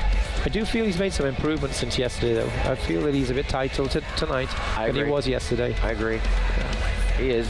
And again, I'm a stickler. You've got to hang on to that midsection. Breathe through your chest, not your abdominals. Big, wide back. I'm not sure how tall he is, but he's a taller bodybuilder? He's probably about 5'10", I would say. That's tall compared to me, 5'6", 5'7". You've only got 2 taller in here, I believe. That's Steve Kukla and Cedric McMillan at 6 foot and 6'1", respectively. But he is carrying a lot of muscle. Yeah, and it's a little bit harder for these guys because you've got to eat all that food, and then you've got to try to control that weight. It's nerve-wracking. The fans don't see this, but when you're posing and squeezing like that, it's hard to get enough air in your lungs when you're breathing through your chest. For me, it's easy for me to say because I'm smaller. But when you're that big, everything is a little bit more laborious to get to, and that's where the stomach comes in. Good showing, though. First Olympia. First Olympia. That's very exciting. Nothing to be ashamed of here. If I had an award for best inspiring newcomer, I would give it to this next competitor. Making his Olympia debut from the USA, Patrick Moore. And this was the guy, Tim, last night we were talking about it, he was overlooked. Yeah. They did some crazy call-outs, and I'm like, they are leaving this crown jewel out. He is a little gem. Look at how he walks, and you see the feathers in the quadriceps. Beautiful feathers. He's Ronnie Coleman-like back when Ronnie Coleman was coming up as an amateur. Tiny waist. He's got the detail. He's going to have to pull that Ronnie Coleman thing and just blow up one year and surprise everyone. He would be that dark horse in the future. Yeah, he's pretty light as far as his training, so he doesn't carry a huge amount of muscle. But that frame has the ability to carry a lot of muscle, and you know that when he puts that muscle on and that density, that's going to be a very competitive physique. He's going to be one of the new breeds of athletes coming into the IFBB Pro League division. I feel that 1 or 2 years as he starts to mature, fill out, he's obviously brought a great level of condition here, crazy feathers in his quads. He's going to be a dangerous athlete in the future. Yeah, we are actually looking at the future as we're witnessing what Dexter brought to the stage. This guy at 6 feet, he's the next coming of Ronnie Coleman, in my opinion. This is Ronnie Coleman in 1992 in Helsinki, Finland, Neil, when he showed up and got dead last, right? And then he slowly crept up and beat everybody in the industry and became Mr. Olympia 8 times. This kid right here has that potential. You talked a lot yesterday, Sean, about low back development, and you see how that just goes right down to a point at those hips. Well, let me tell you, I like the posing. Inspired by Lee Labrada. Are you guys familiar with that name? Labrada is a posing artist expert, and this is a kid that's definitely taking a page out of what Lee Labrada brings to the stage. Lee Labrada was one of my favorite all-time bodybuilders. Yeah, there's nothing to not like about Lee Labrada, and he was a very slight bodybuilder, a la Frank Zane. But this is a performance right here that I would like to see out of all of our athletes. This guy's actually doing a routine. I think if this is what we're looking for, or this is what we're looking at as far as the future of bodybuilding, I think this is going in the right direction. Yeah, he is exactly what I would want to be marketing if I was running the bodybuilding publicity machine. And that would make a great trophy right there.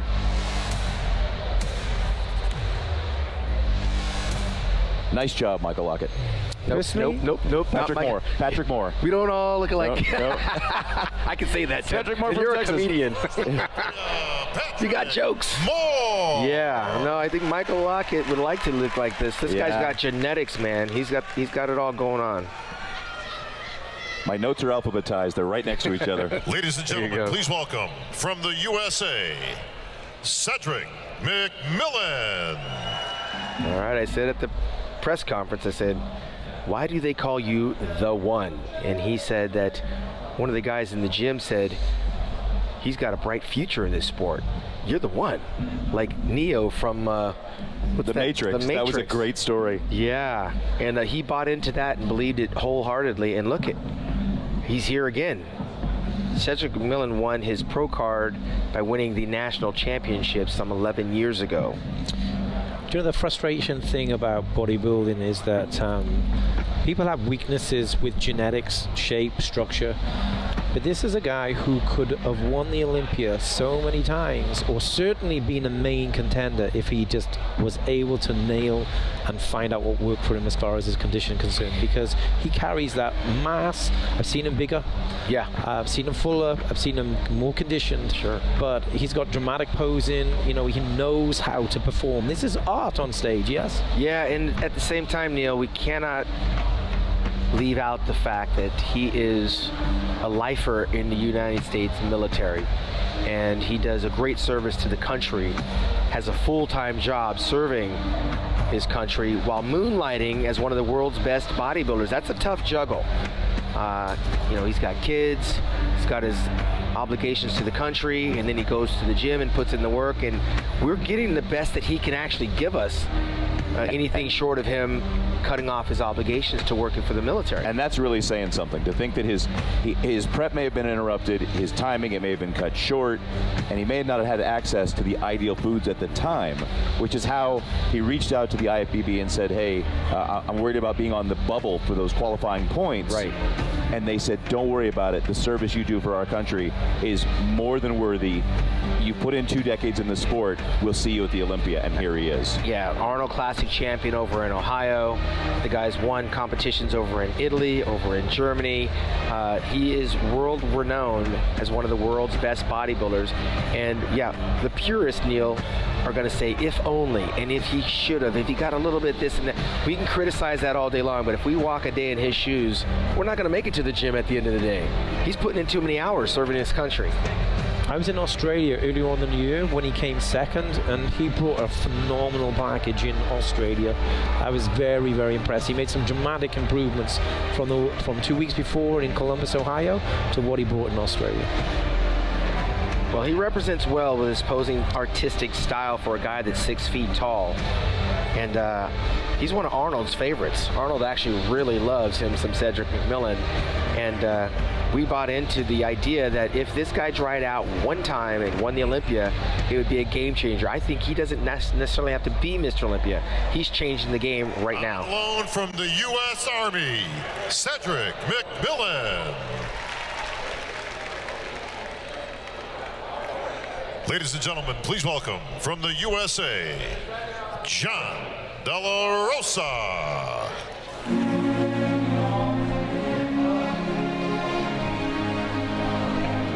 John's actually one of my athletes. We started working together earlier on this year, probably January this time. Kind of just missed our peak a little bit yesterday. We didn't bring our best. I feel that we made some great improvements from John's past couple of years when he stepped into Toronto and also the Puerto Rico Pro. But I feel that we brought probably about an 85-90% of our best yesterday. So obviously it's disappointing as an athlete and a coach, but at the same time it's about learning and it's about progressing. It's about taking information and looking to critique and make those changes necessary when obviously John competes and steps on stage next time. Yeah, he's a little watery. Like, you cannot pull all the water out, especially if you're not hitting your peak. He peaked when he was in Toronto by way of winning the Canadian Championships to get here.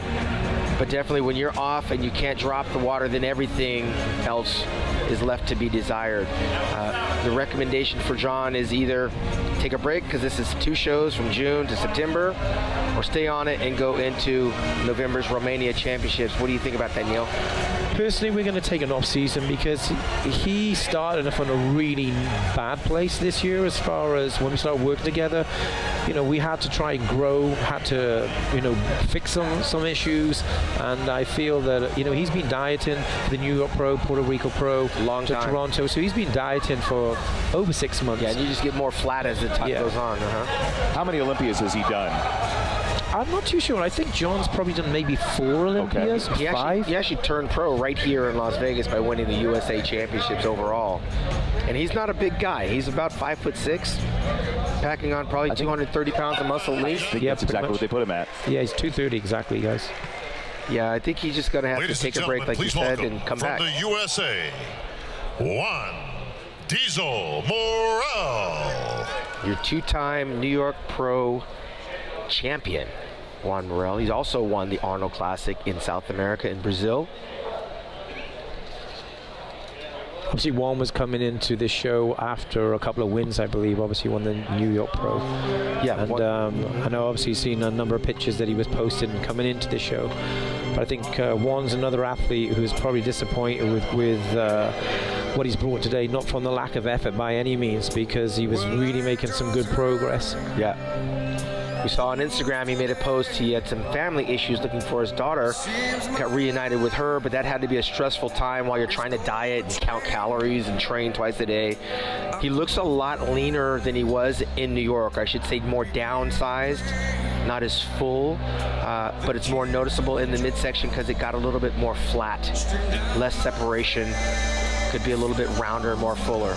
I think this is probably the lightest I've seen him. Guys, talk to the people, the fans, the bodybuilders that want to compete. You know, we worry about our diets and our training programs, but how important you have those family stress, your job stress, that cortisol release, and what that does to your look on stage especially. I think a lot of bodybuilders become selfish because they get self-consumed with only what they feel that they have to do. And I feel that if you're in a relationship and you work together as a team and you find balance in your life, that will make such a big difference as far as contest prep, mentally and physically. And obviously we all encounter challenges which come from unforeseen circumstances. Yes, they do. But yes, of course, outside internal issues which potentially can hinder our mindset can be massively impacted negatively. Yeah, well, again, I said that Juan is a little slight. He's been remained on his diet since May. And being a guy that's nearly 6 feet tall from May till September is a lifetime. The legs are slightly down, the quads have lost their flare, the back is kind of flattened out. So I think sometimes the stress of rising to the occasion, the big Mr. Olympia, you can over diet, you can over cardio, you can under eat. And Juan looks like a few things have gone wrong for him because he didn't come into this contest prep without any concerns that Neil just was talking about. Those concerns can kind of throw you off your game. Yeah, you can see that Juan is struggling with that fullness. He's definitely, lost some muscle coming into the show. Yeah, the arms haven't diminished at all. Those have always carried him through, but the legs, the fullness, kind of flattened out. But he's here, nonetheless. On the Olympia stage. Yeah, top 10. I know Juan on a personal level. He's a really, really great ambassador for the industry. Yes, he gets is. on with everybody. Yeah, he's not only a fan favorite, but he's a favorite to the athletes he competes against. There's that vascularity trying to come out, but it's a little too late. Juan Morel.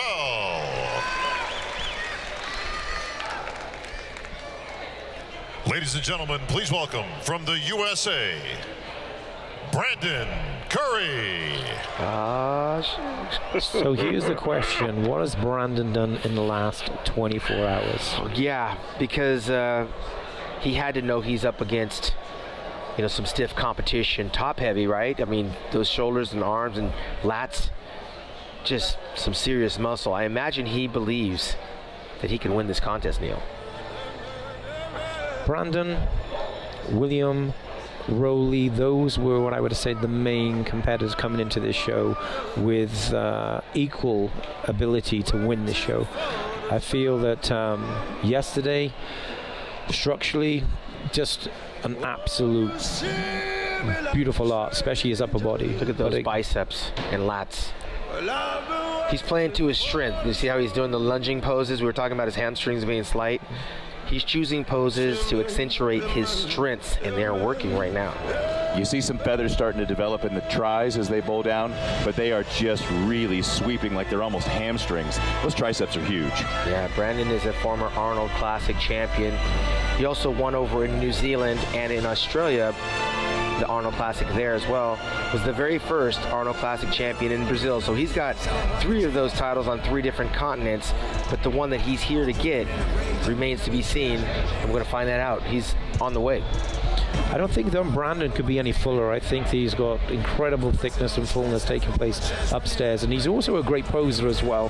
He's a great performer. I feel that he presents himself what bodybuilding is on stage. Absolutely. I got to tell you that to a man, Brandon Curry does everything right. I mean, he's got 4 kids that he's juggling. He spends half the year over in Kuwait sending his checks back home to the family out in Tennessee, and he married a bikini competitor, Brandy Lever, a Hawaiian, with the Sean Ray Classic is at. Throw my little plug in there. But he is very concentrated on one thing: winning the Olympia, taking care of my family. That's a huge thing for him to want to desire to get, and it's right in front of him here tonight. We are not far off from finding out if he's accomplished that this year with that open seat. Big delta. Big. I feel Brandon's a little bit crisper today, maybe a little bit crisper, or certainly maybe a little bit fuller. Well, you weren't with us last night, Neil, but when we walked off, it was hard to see who was going to be separating themselves from the pack. I think Brandon is a better version of what he was last night, and by himself, I crown him Mr. Olympia. He'd be a great Mr. Olympia as well. He carries himself in a very positive way. Yeah, and the thing about it is he's still got to get compared with these guys. But standing alone, I'm much more impressed with him right now than what I've seen Give it previously. up for Brandon And this is where the rubber hits the road in the comparisons. Gentlemen, I think we're down to Rolly Winkler. Ladies and gentlemen, please welcome from the USA, Akeem Williams. You can't miss this guy. He's probably the biggest bodybuilder, pound for pound, on stage. I always refer to Akeem. He's just like a silverback gorilla, just muscles on top of muscles. We mentioned who was Victor Richards, the Nigerian nightmare, who never was a pro bodybuilder, had all the potential, but this guy actually delivered. And when he does a front double bicep or he does a front lat spread, just phenomenal taper. He's got those wide high lats. Very funky kind of a look, very unique. I can't really... Victor Richards is the only person we can compare him to, but Victor Richards could only dream about making it to the Mr. Olympia. Huge, huge arms. If you've seen this guy in the gym, you know he is strong. He is a beast. New York, correct? Absolutely, yes. He's up there in New Jersey. This is his second Olympia. He's had four top fives this year. 3 of those were second place. Yeah, he was chomping at the bit, but again, when you get to this degree and this level of competition, you start to get picked apart, and you can find out why he's not a front runner for the title. He's one of the best in the world, but he's not in the conversation. The feathers are coming out on the quads. You can see the long torso, lacking a lot of detail throughout the midsection. The skin is very, very thick, and it needs a little bit more separation, especially when you get to the triceps and the back. When he turns around in the rear, you'll see that the detail is not going to be there.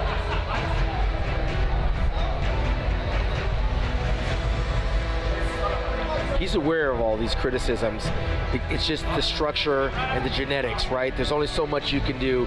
He can get on the treadmill and he can go on a keto diet and drop all of his carbohydrates, and he still won't have the graininess of a Dorian Yates or a James Flex Lewis. Yeah, and unfortunately genetics do play a big role, but obviously living that lifestyle. I mean, Sean, your physique, when you were an athlete, you were a consistent athlete. I remember you had one bad Olympian showing, and you took that experience and you came back and you were consistent because you were living the lifestyle, you were making the choices, you were making the changes, you were disciplined, and that it makes a massive, but that can make a big change as far as genetics is concerned. Dorian Yates did not have the best genetics in the world, but that guy was a machine. Yeah, he made the best out of what he had, and he took it to a whole nother level. But again, there's not a lot of guys out there willing to do what Dorian Yates did, or even sacrifice what he sacrificed. Ronnie Coleman was the only other guy that would go down there to the deep end of the pool and swim with the sharks. Nobody wanted anything to do with Dorian Yates' style of training. Akeem can throw around some weights, but I don't think he wants to do what Dorian did. Well, he looks happy to be here in the top 10. Good on him, and congratulations for all your hard work. And your final competitor.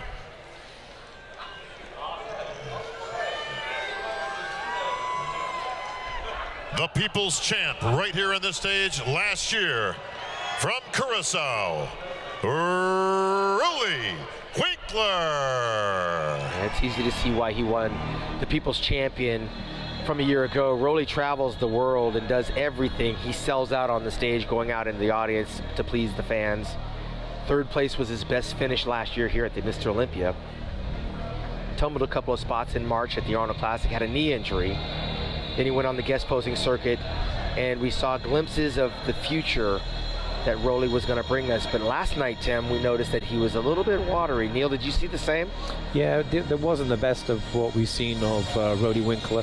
I think the best I've seen of Rolly was last year's Mr. Olympia. Yes. I feel he's made some improvements since yesterday. He looks harder to me.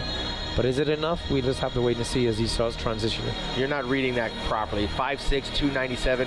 He's actually about 5'6" and a half and 297 pounds. I mean, he's a beast. They call him the beast because he carries so much muscle. But yeah, you're right, Neil. He's a little bit flat. He's a little bit watery. I got word that Rolly actually sustained a hamstring injury only a week ago. And anything to do with injury changes and alters the way you approach the weights overall. And most notably, the midsection is a little bit more watery and the back is watery, but those arms are signature arms. They're not going to go down. And he did get a lot better control with the midsection from years past. I gotta say, at 5'6" and a half, 297, we talked about it in the opening, how some guys at that height and weight are just blocks of cartoon muscle. Right. And he maintains some beautiful lines and some different, that waist is a little smaller, that shoulder back ratio is a little better. He just puts together a really nice package considering it's that darn big. Yeah, well, he's leaps and bounds from when he actually earned his pro card. He won the Arnold Classic Amateur, and then he went on to win over in Kuwait. He's won over in Finland, Arnold Classic in Australia.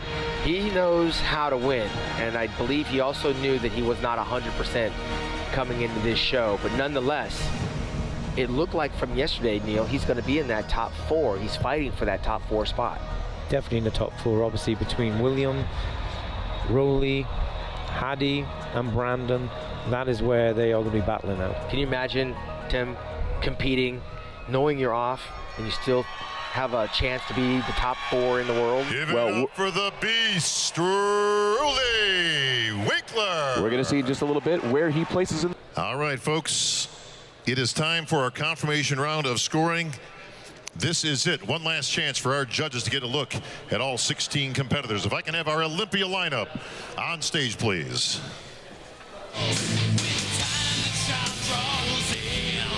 All right, as they file back on, Tim, I want to do a slight correction. I kept calling Akim Williams. It's Akeem. It's Akeem. The Prince of Zamunda. Akeem Williams. Royalty in Zamunda. And I got to thank my man, Dave Palumbo. Just had a baby from RX Muscle. Congratulations, His Dave. 3rd kid. Who knew, right? Hey, he's our age, isn't he? Dave Palumbo is the training guru, RX Muscle Media guy, based out of New York. He's not here with us, playing daddy back home, but we respect what he brings to the sport. Absolutely. Let's send it down to the judges. Big Steve. Thank you, Bob. Max Juan, Michael Mohammed.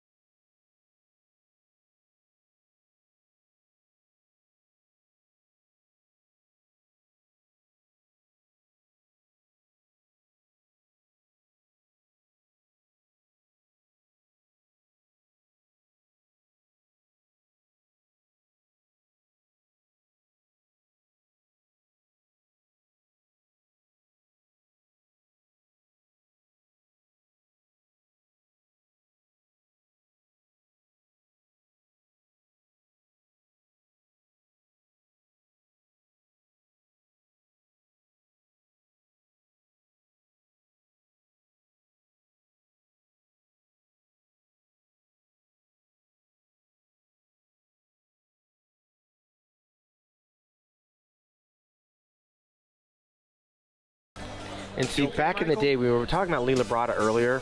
By the time I got to the Olympia, Lee Labrada had done several shows. I mimicked him because in between, like, the guys are standing with their hands on their waist. Go back to YouTube and find Labrada. He's standing like a statue. Patrick, I mean, he's Luke, even though he's not being Cedric, called out, he's waiting to be Lucas, called out. And these guys kind of Akeem. relax, take it easy, laid back, but they are mimicking each other, right? I think they should take a page out of history and go back and see what the guys were doing that laid the foundation, and the composure will look significantly different. This is an interesting call out right here. There's a lot of mass right here, a lot of shape, and a lot of varied sizes. You spoke earlier on about Luke's unique look, different look, yes? But I think that's great for the sport because when we step on stage, we want to be different. We don't want to be the same as everybody else. Yeah. A little gamesmanship going on there. You know, he wants to make sure that you know, he belongs there. So he knows it. Cedric is like the comedian, Tim. He likes to have fun up there, but he's a serious guy. Well, he gave Luke a couple of quick pats, and Luke was about to give him quite the goose that would have made the audience laugh. Quarter turn to the right.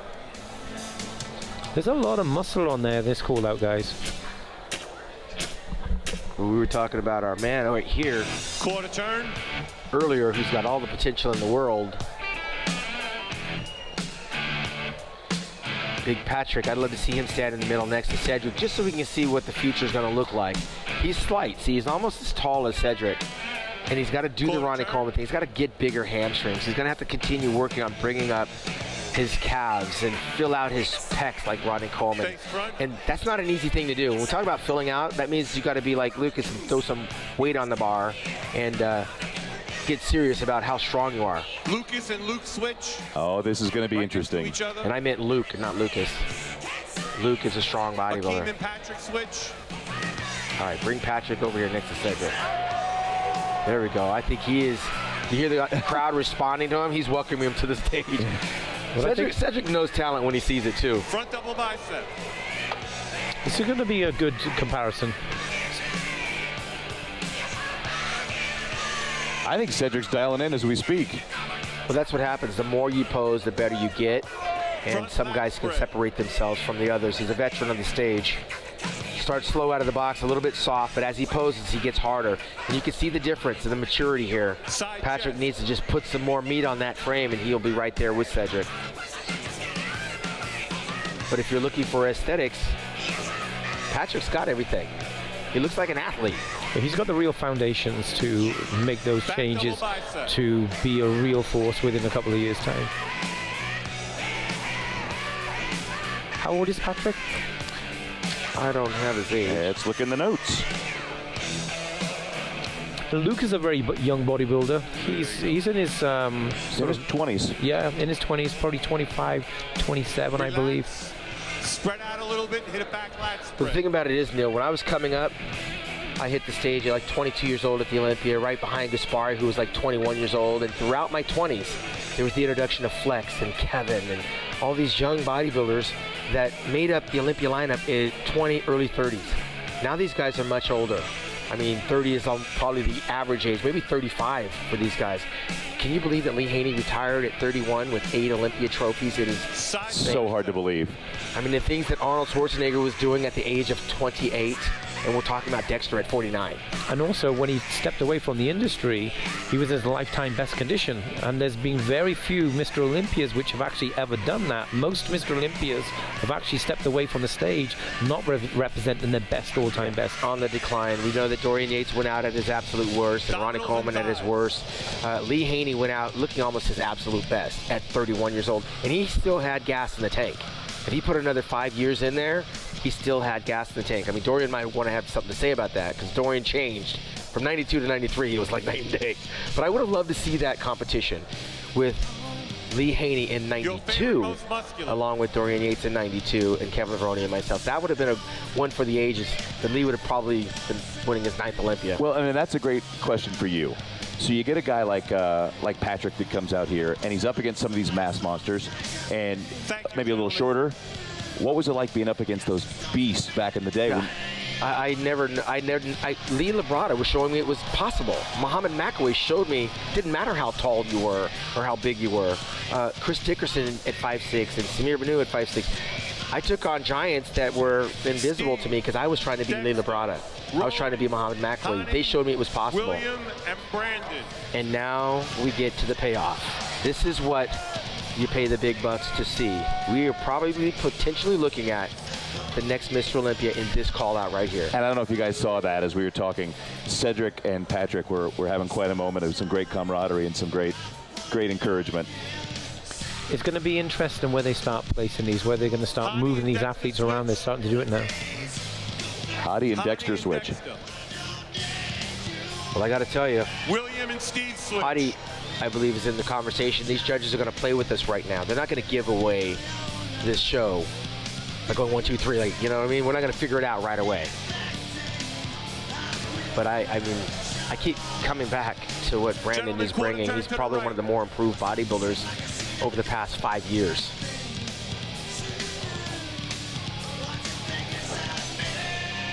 This is a pose which really Brandon dominates tonight in his quarter turns. He's got so much depth through his hamstring and his thigh. He's got that upper body, he's got that mass, that shoulder, he's got that. And to see the width difference between William and Hadi, we were talking earlier, this is where Hadi really is bringing it to William Bonac. So now we've got to look next to Hadi over at Brandon, who Hadi is right there.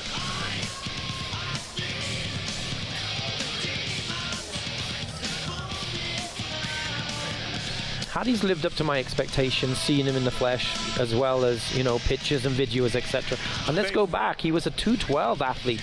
Progressed, moved up, came into the open class, made a massive impression. You want to hear something crazy? Dexter Jackson started out his career as a bantamweight. Wow. He's a full-fledged 230-pound bodybuilder now and has an Olympia trophy, 9 Arnold Classic championships, 29 victories coming from the bantamweight division.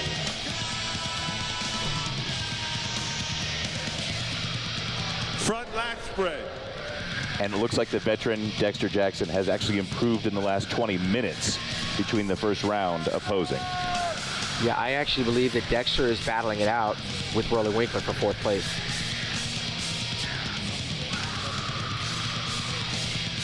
But at the moment, guys, it looks like first and second look like it's between potentially Hadi and Brandon. That's where I'm at. I was going to say that just before you said it, which would then leave William as the odd man out fighting for that 3rd place spot.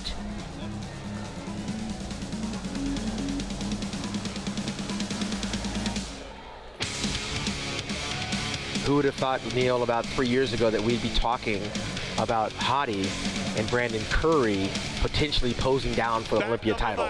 But this is what it's about. So this is supposed to be an international sport for everybody. And unfortunately, obviously, with issues between countries, it's forced the gentleman away from having the chance to prove himself as a true Olympian competitor.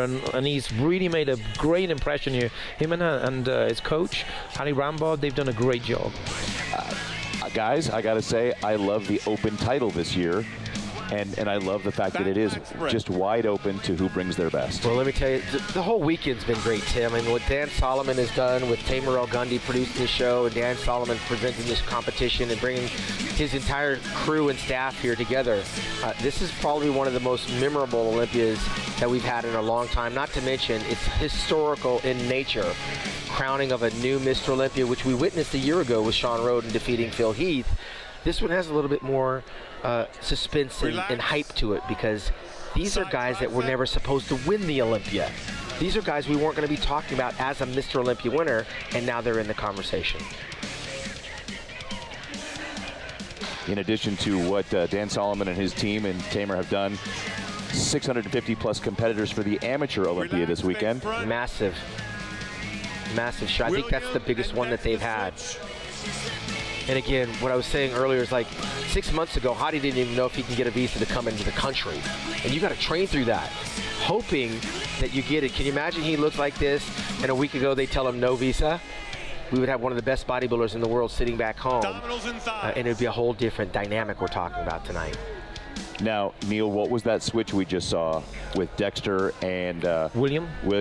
Yeah, to me that tells me that the number 1 and 2 is definitely the battle between Hadi and Brandon, just because of the situation. Otherwise, you would put William potentially in the middle of those two and put him in the center and compare him between those two athletes. And if first, second, and third in no order is those 3 athletes, then they're totally different shapes and structures. Look at them. Well, don't be surprised if Dexter Jackson pulls up into 4th place. Yeah. Because he's made better improvements than Rolly did overnight.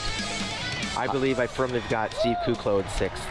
Hadi's shoulders and arms were just bursting off of each part they're supposed to be. Well, you know what? If he doesn't win the contest, he's already won the country. What he's done in his first Olympia right now is significant and will be talked about for years to come. Brandon and Hani. There it is. And let me tell you something, they're not giving them a chance to rest. You know why? Right now, this is where you earn your money. They're giving $400,000 away. You better get back out there, and they've got to fight for it. If you come out there thinking this is going to be a walk in the park, somebody, look at the look on Brandon's face. He's like, I'm ready for this. You got to fight for every inch of space on this stage. So this is your top 3. And guess what? None of them are over 5'7". The last guy to win that tall was Dexter Jackson in 2008. It's been 11 years. Brandon Switch. Well, we know that top prize is $400,000, but second and third, $150,000 and $100,000 respectively. Steve Weinberger's playing with us. He's got them all moving around like a magic act, not letting anybody get comfortable in their positioning. I definitely feel that Williams had an injury on his right quad. Well, I could tell you, that didn't slow him down because a year ago he was a little bit watery and he wouldn't have been in this lineup. I believe he was 4th last year, yes? Yeah. Yes. And he is the benefactor of not having a Sean Roden and a Phil Heath and a Big Ramy in this competition, because the injury, however slight or even noticeable, he's still going up against a 49-year-old Dexter Jackson that didn't bring his A game and a potentially injured Rolly Winkler, who's slightly off too. William was actually 5th last year. Brandon was 4th. Okay. With Rolly in 3rd. Either way, he's the benefactor. William is the benefactor of certain circumstances involving the other athletes right now. And it just goes to show you, you can't put on a show unless you actually show up. And it's a hard road to get to the Mr. Olympia. William was 4th last year. Roden, Heath, Rolly Winkler, William Bonner. Correct. Thank you for correcting that. William is making note of how big his arms are. They are big, but the judges can see that. Calm down, William. One of William's best body parts is his arms, and he was definitely making sure the judges were noticing. You see they keep inching closer to him. There's a reason for that. The closer you are to the judges, the more three-dimensional you look. But they are smart enough to keep them in the best lighting, to have them on the line so that no one has an advantage. Okay, now, I just saw an earpiece on Hadi Chupan. Yes, he's had difficulty hearing for quite some time. A lot of people are trying to he looks like he's trying to read your lips. He doesn't speak English. And so what do? We talk louder, thinking he will understand, but he's got a hearing impairment. That's a phenomenal pose for William. Any rear pose, he is unbelievable. And personally, me, I have him winning the rear poses. And you can see that his glutes are very tight. But this is where he loses it. He just doesn't have the width, and that's the genetic thing. Hadi and Brandon are killing him on this lat spread. And they're getting worked. And they should. This is what we paid to see. We want you guys to fight it out. That's why you have to practice, practice, practice. Long before you get here, you'll notice some guys start to shake. It's because they didn't practice the posing. It's the hardest thing to do when you're watching your carbs, when you're doing extra amounts of cardio. You get lightheaded very easy. So you have to do this at home when no one's watching, so that when you get here, it's easy. And Steve knows he's had put some of the world's best bodybuilders through these poses, so they're trying to buy time, and Steve's like, let's go. And they should. Work for it. There's the vacuum. Oh. Hadi's the only one that can pull off that vacuum. And you'll notice the bodybuilders are posing slower. They're trying to buy some time. I personally feel that Williams made some good changes. I feel he's harder, he's drier. But at the same time, Brandon's made some good improvements. I think Hadi's very similar, which shows consistency. I think that Brandon, as he poses, he's breaking a slight little sweat, which gives him that sheen. Thank you, gentlemen. Back in line. That was a great top three right there. They didn't move Brandon from the center. That's something important to note. I've been there with Lee Haney and Dorian Yates and Ronnie Coleman. That's significant to note as we go into the next phase.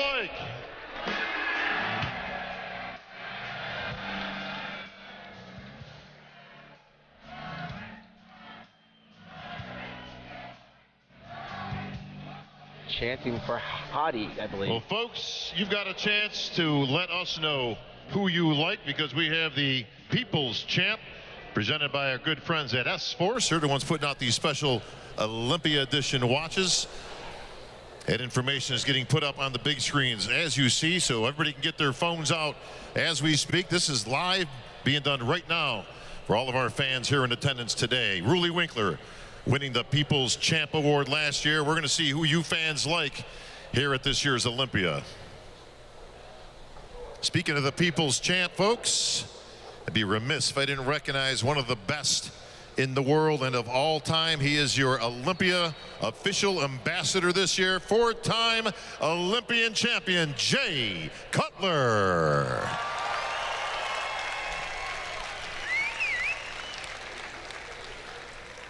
And remember, folks, in the unlikely event of a tie tonight, we will have Brian Shaw and Shaquille O'Neal arm wrestle to the death. Uh-oh, I see some calling out going on down there. Here we go. I don't want no part of that. All right, folks, we're going to see our Olympians back in just a bit. We're going to give the guys a breather. As many of you know, the Miss Olympia title was created by Joe Weider back in 1980. The event continued until 2014, crowning many legendary champions along the way. From Rachel McLish to Linda Murray to Iris Kyle to Alina Popa and several other legends of female bodybuilding. After a 5-year hiatus, we have a big announcement tonight. Thanks to the dedication and support of several individuals, including Jake Wood and the team at Wings of Strength, we are announcing tonight the return of the Miss Olympia next year, right here on Olympia stage.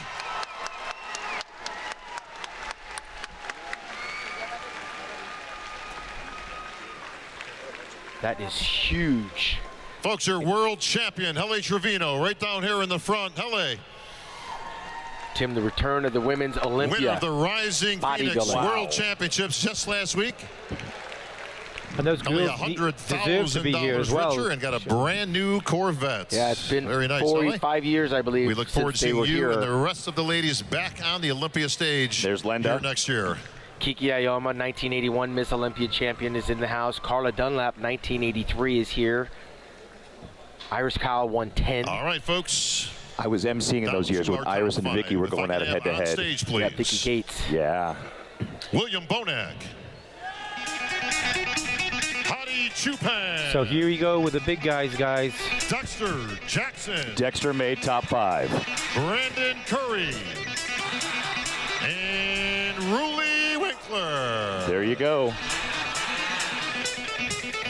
Well, that was pretty predictable based on what we saw as a continuation from yesterday, but this contest is far from being decided. This is where it's going to be decided, and Dexter Jackson at 49 is still amongst the top 5 in the world, climbing up 2 notches from last year. Folks, legends live on forever. Everybody here today in the arena, we all pay homage to the champs of yesterday, and we lost one of the best in Franco Colombo. If we can have the tribute video play, please.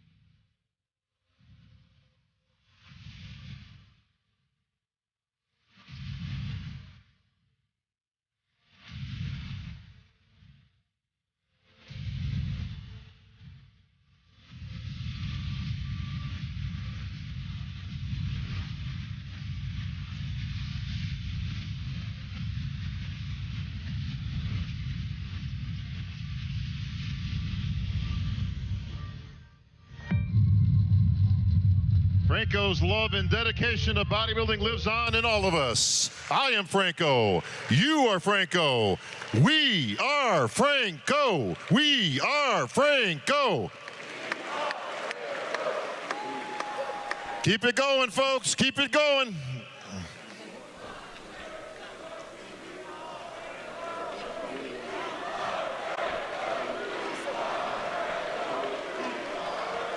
Gentlemen, pose down.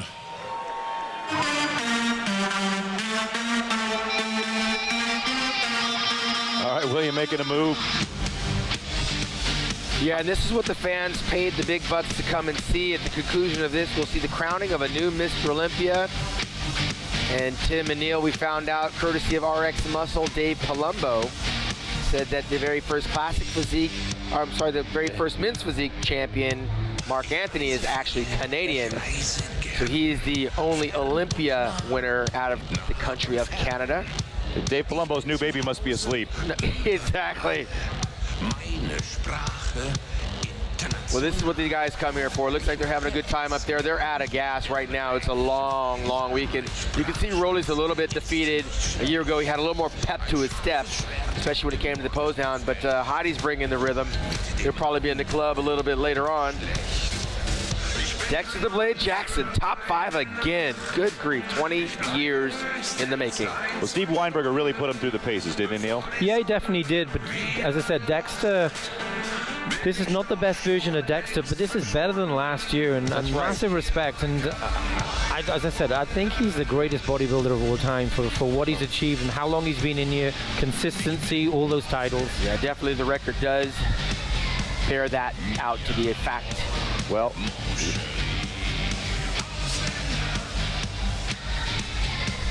but I will tell you this, Brandon Curry has all the confidence of a new Mr. Olympia champion, to be sure. when they're done going at it head-to-head, we're going to go to a break as they make their way to the diagonal, and then we're going to find out who is our 2019 Mr. Olympia champion. Well, don't discount what William has brought. I mean, he's not at his best, as Neil alluded to, but you're only as good as what you're standing next to, and this contest is going to continue to be decided at the 11th hour. Right after the break, we're going to find out. They're sharing the stage right now. A lot of times, Tim, and you haven't never experienced this, Neil, you either, I'll talk from experience. During the pose down, these guys want to try to please both sides of the stage. They're moving from one side, posing up close for the fans with their cameras and cell phones, which they didn't have when I was competing, and working the stage the opposite side so these fans can get close to the action. For me, from the pre-judging yesterday, I had William slightly in front. Then I had possibly Brandon and then Hattie. That being said, I feel that Brandon's made some improvements since yesterday, same as William. It's going to be very interesting. It's going to be very, very close here. It is. I'm slightly leaning towards Hattie in second. William came on a little bit. All right, here we go, folks. The results are in, and we are going to awards.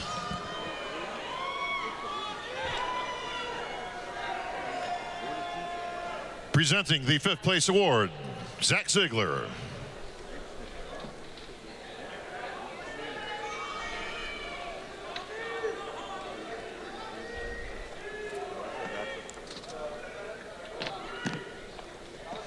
Zach, please take the 5th place award, the check for $40,000, and present it to Rolly Winkler. Gentlemen. Well, there you have it.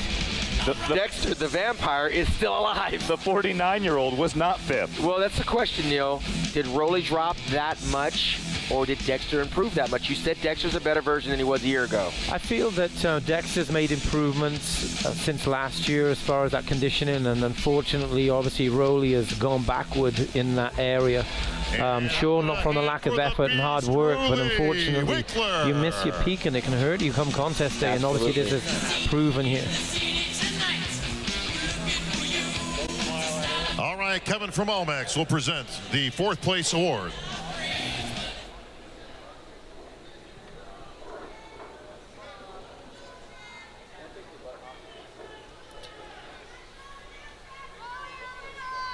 Please take the 4th place award, the check for $45,000 to our 4th place finisher, the Blade, Dexter Jackson. Ageless.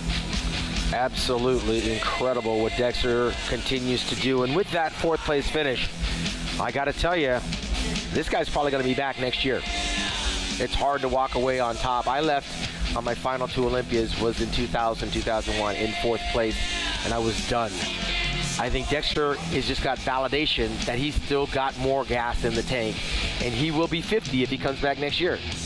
You can't be disappointed with a 4th place. That's remarkable.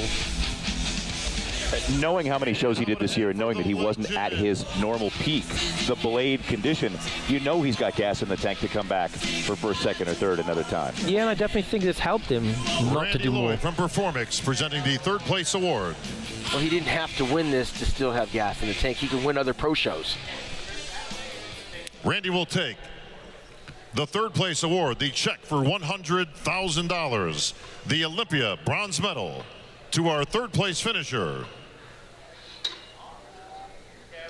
Hadi Chupin. Wow. There it is. Hadi Chupin in his very first Mr. Olympia winds up getting 3rd place, the bronze medal, which is definitely a victory for him. But again, we were talking, Neil, about William improving a little bit more than the other day. So is this a valid, justifiable position for Hadi Chupin? Yes, I think it's apples and oranges, different physiques. Different physiques. I feel that Hadi's brought a level of condition and fullness and wide latch, wide shoulders. Obviously, that's an area that William genetically is obviously just narrow in those clavicles, those shoulder area. But strong finish, strong place. And gentlemen, in Olympia tradition, if I can have our 2 Absolutely. finalists in the center, please. It was close between those 2. That's where the contest really was. And if I can have both presenters on stage, please. All right, Jake. Jake Wood presenting the 2nd place award. Dan Solomon, Chief Olympia Officer, along with Jim Mannion, IFBB Pro League President, will present the 1st place award. Jake Wood from Wings of Strength. Dan Solomon doing a great job this year in the 1st year as his Chief Olympia Officer. William Bonek with gas in the tank. He could upset the apple cart The here. next name you hear will be our 2019 Mr. Olympia.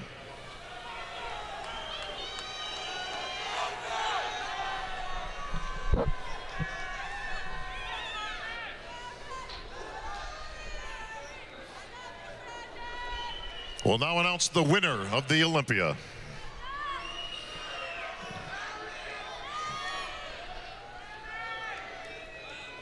Please take the check for $400,000, the Olympia gold medal, and the Sandow to our winner and new Mr. Olympia, Brandon Curry. Well, there you have it, fans. Brandon Curry is your 2019 Mr. Olympia, the 15th in our 55-year history. Brandon Curry doing exactly what he said he was going to do when he won the Arnold Classic, which was come to Las Vegas and win the Mr. Olympia. If you believe it, you can achieve it. And he did just that. And William Bonek surprised a lot of people here tonight, Neil. yeah, I mean, every single one of those athletes has to walk away being happy with what they've achieved as far as their places. Brandon's obviously the new 2019 Mr. Olympia. William coming in second. The first time he's come second, he's come third, he's come fourth, so he's moving forward in the right direction. Dexter Jackson's moved up a place. He's got 1 year older. I think we're living in an age right now where this is not going to be a dominant Olympia run here, because all of these guys can take turns in the next 3 to 4 years winning this championship. That really would be fun, to have that kind of openness every year to battle it out for the top spots. And just remember, William, Hadi, Brandon, and Rowley, they're still young in the industry. That's right, absolutely. And they got a lot of gas left in their tank. And we could be seeing these guys for a while until some of these newer, younger guys catch up with their maturity. But right now, Brandon Curry stands $400,000 richer for the effort and has joined a fraternity of 14 legendary bodybuilders. He will forever be remembered in the annals of bodybuilding by the acquisition of this Sandow Trophy in the 55th year of the Joe Weider Mr. Olympia weekend. How about a big hand for your runner-up, William Bonin? And you can clearly see on Brandon's face that he ain't surprised. He put in the work, Brandon, and this is what he expected. Big fat check right down on the ground. Gentlemen, your favorite pose, please.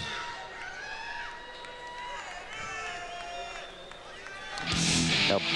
I'll be seeing Brandon Curry in a couple weeks as he's guest posing for the first time as Mr. Olympia at the Daytona Beach Classic. And then right after that, I believe November the 2nd, he will be at the Romania Wings of Strength Championships let's get as William a right featured next to guest Brandon. poser. Howdy. And There we November go. 23rd at the Sean Ray Hawaiian Classic, Tim. So he's already your favorite pose, got a please. very busy schedule. And I want him to bring that medal and the trophy with him back home to Hawaii, which is where his wife is from. He's got 4 kids, so he's got some in-laws out there in Hawaii. They're going to be really excited. Top 3, stay there. Howdy, stay right there. I have to feel very happy for the promoters like yourself who locked him in before he became Mr. Gentlemen, Olympia. your favorite pose? I like a guy with confidence. When he told me in March he was going to win the Mr. Olympia, I said, hey, you're coming to Hawaii. Hadi Chupin looking great. That is a tight top 3 right there. Everybody looks really, really good. Everybody dialed in nicely for tonight, Neil. Absolutely. Nobody can hang their head down. Hadi made a very good impression by getting 3rd place in his first Olympia, a la Lee Haney back in 1983. And with William and also Brandon, they brought more condition to this evening, so obviously they've done their homework within the last 24 hours. All right, history made once again here in the Olympia stage, and I'm standing here with your new Mr. Olympia, Brandon Curry. That's got a nice ring to it, doesn't it, Brandon? Yes, sir. Yes, sir. Woo!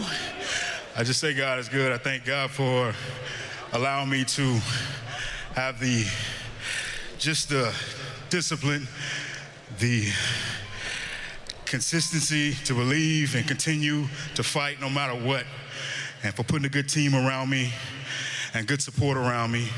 Battle Will Die, the Oxygen team, my wife for allowing me and believing in my dream, allowing me to leave and do what I need to do to be a champion. I mean, it's a blessing to have so much support and see this dream fulfilled. I remember back in 2006, my first Olympia, seeing what I thought was impossible. Jay Cutler taking out Ronnie Coleman. And from that point on, I felt like this stage was where I needed to be. And it's a testament here today that no matter what you're going through, your ups and downs, if you find purpose in something, pursue it hardcore. And don't let anybody talk you out of it. And just be consistent and proficient. No matter what happens, you have to hold the faith that you can do it. Because if it's your purpose, it's for you. So nobody can take it from you but you, because it's God-given. But I thank my team, my coaches, put together a crazy year for us, man. Abdullah, it's a crazy year, man. We have a great synergy together, and it's been awesome, brother. He struggled coming into this contest, hurt his back and everything. But 2 weeks out, and he was able to still continue and be here today to finish it off. So the team has been great. Y'all been great, supportive, and we got one, baby.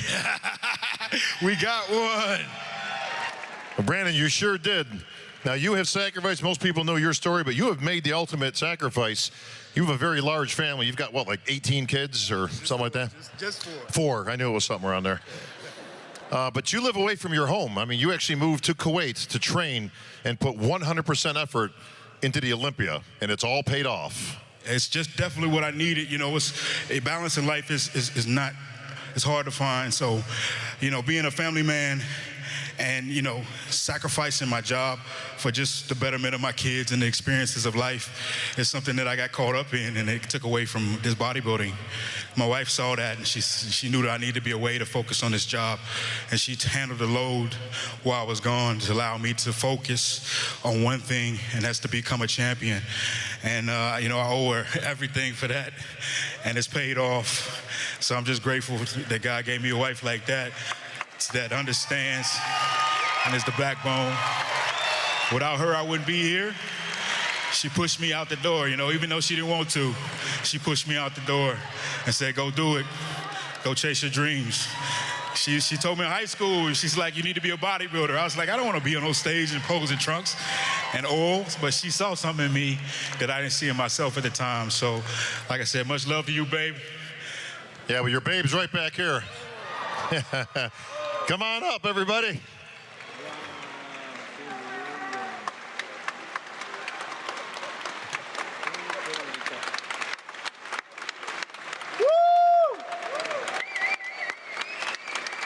What do you think of that? How about that, guys? Daddy's Mr. Olympia. This is my team here. This is my base. You know, these boys, they watching me, man. And I've never lived a normal life. They don't know what a normal life is. But I want them to see that you don't have to live a normal life. You follow what, you know, you feel that God's putting you to pursue. And you can be anything that you want. And hopefully they see that example and they know that, you know, hard work and discipline will get you to the mountaintop as long as you're consistent. So I try to set an example anywhere I can. I try to get these guys the mentality and the mental conditioning that they will need to take whatever they want to do in life as far as they can go. So I love my family. We love you. Well, Brandon, in Olympia tradition, you get to keep that. And Brandy, she gets that. Yeah, there's your sacrifice, buddy, huh? Enjoy your shopping spree, Brandy. Oh, no, it's business, baby. It's all business, she says. All right. Well, folks, history has been made. Your new lucky number, my friend, is 15. Only 14 men previously since 1965 have held this title. Brandon, your lucky number 15. Congratulations. And ladies and gentlemen, your new Olympia champion, Brandon Curry.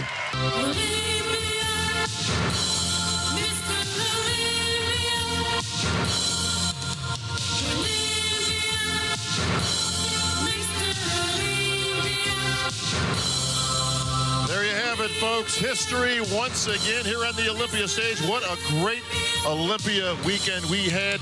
Record-setting attendance at the Expo, at the Meet the Olympians, at the press conference. Huge thanks to the new team. Dan Solomon, Chief Olympia Officer, Tamer El-Gindi, our producer for the event. Gentlemen, congratulations. On behalf of Jim Mannion and the IFBB Pro League, David Pecker and AMI, and all our staff here at Olympia Productions, I want to thank everyone for coming out tonight. We're heading over to the gala to celebrate, folks, tomorrow morning. Tomorrow morning, 11 a.m., the Weider Superstar Seminar right over at the Orleans. Don't miss that one, folks. We'll have Brandon there and all the winners from this weekend. And what a great weekend we had. Folks, that's going to wrap things up here on the Olympia stage for another record-setting year. I'm Bob Ciccarello. Good night, everybody.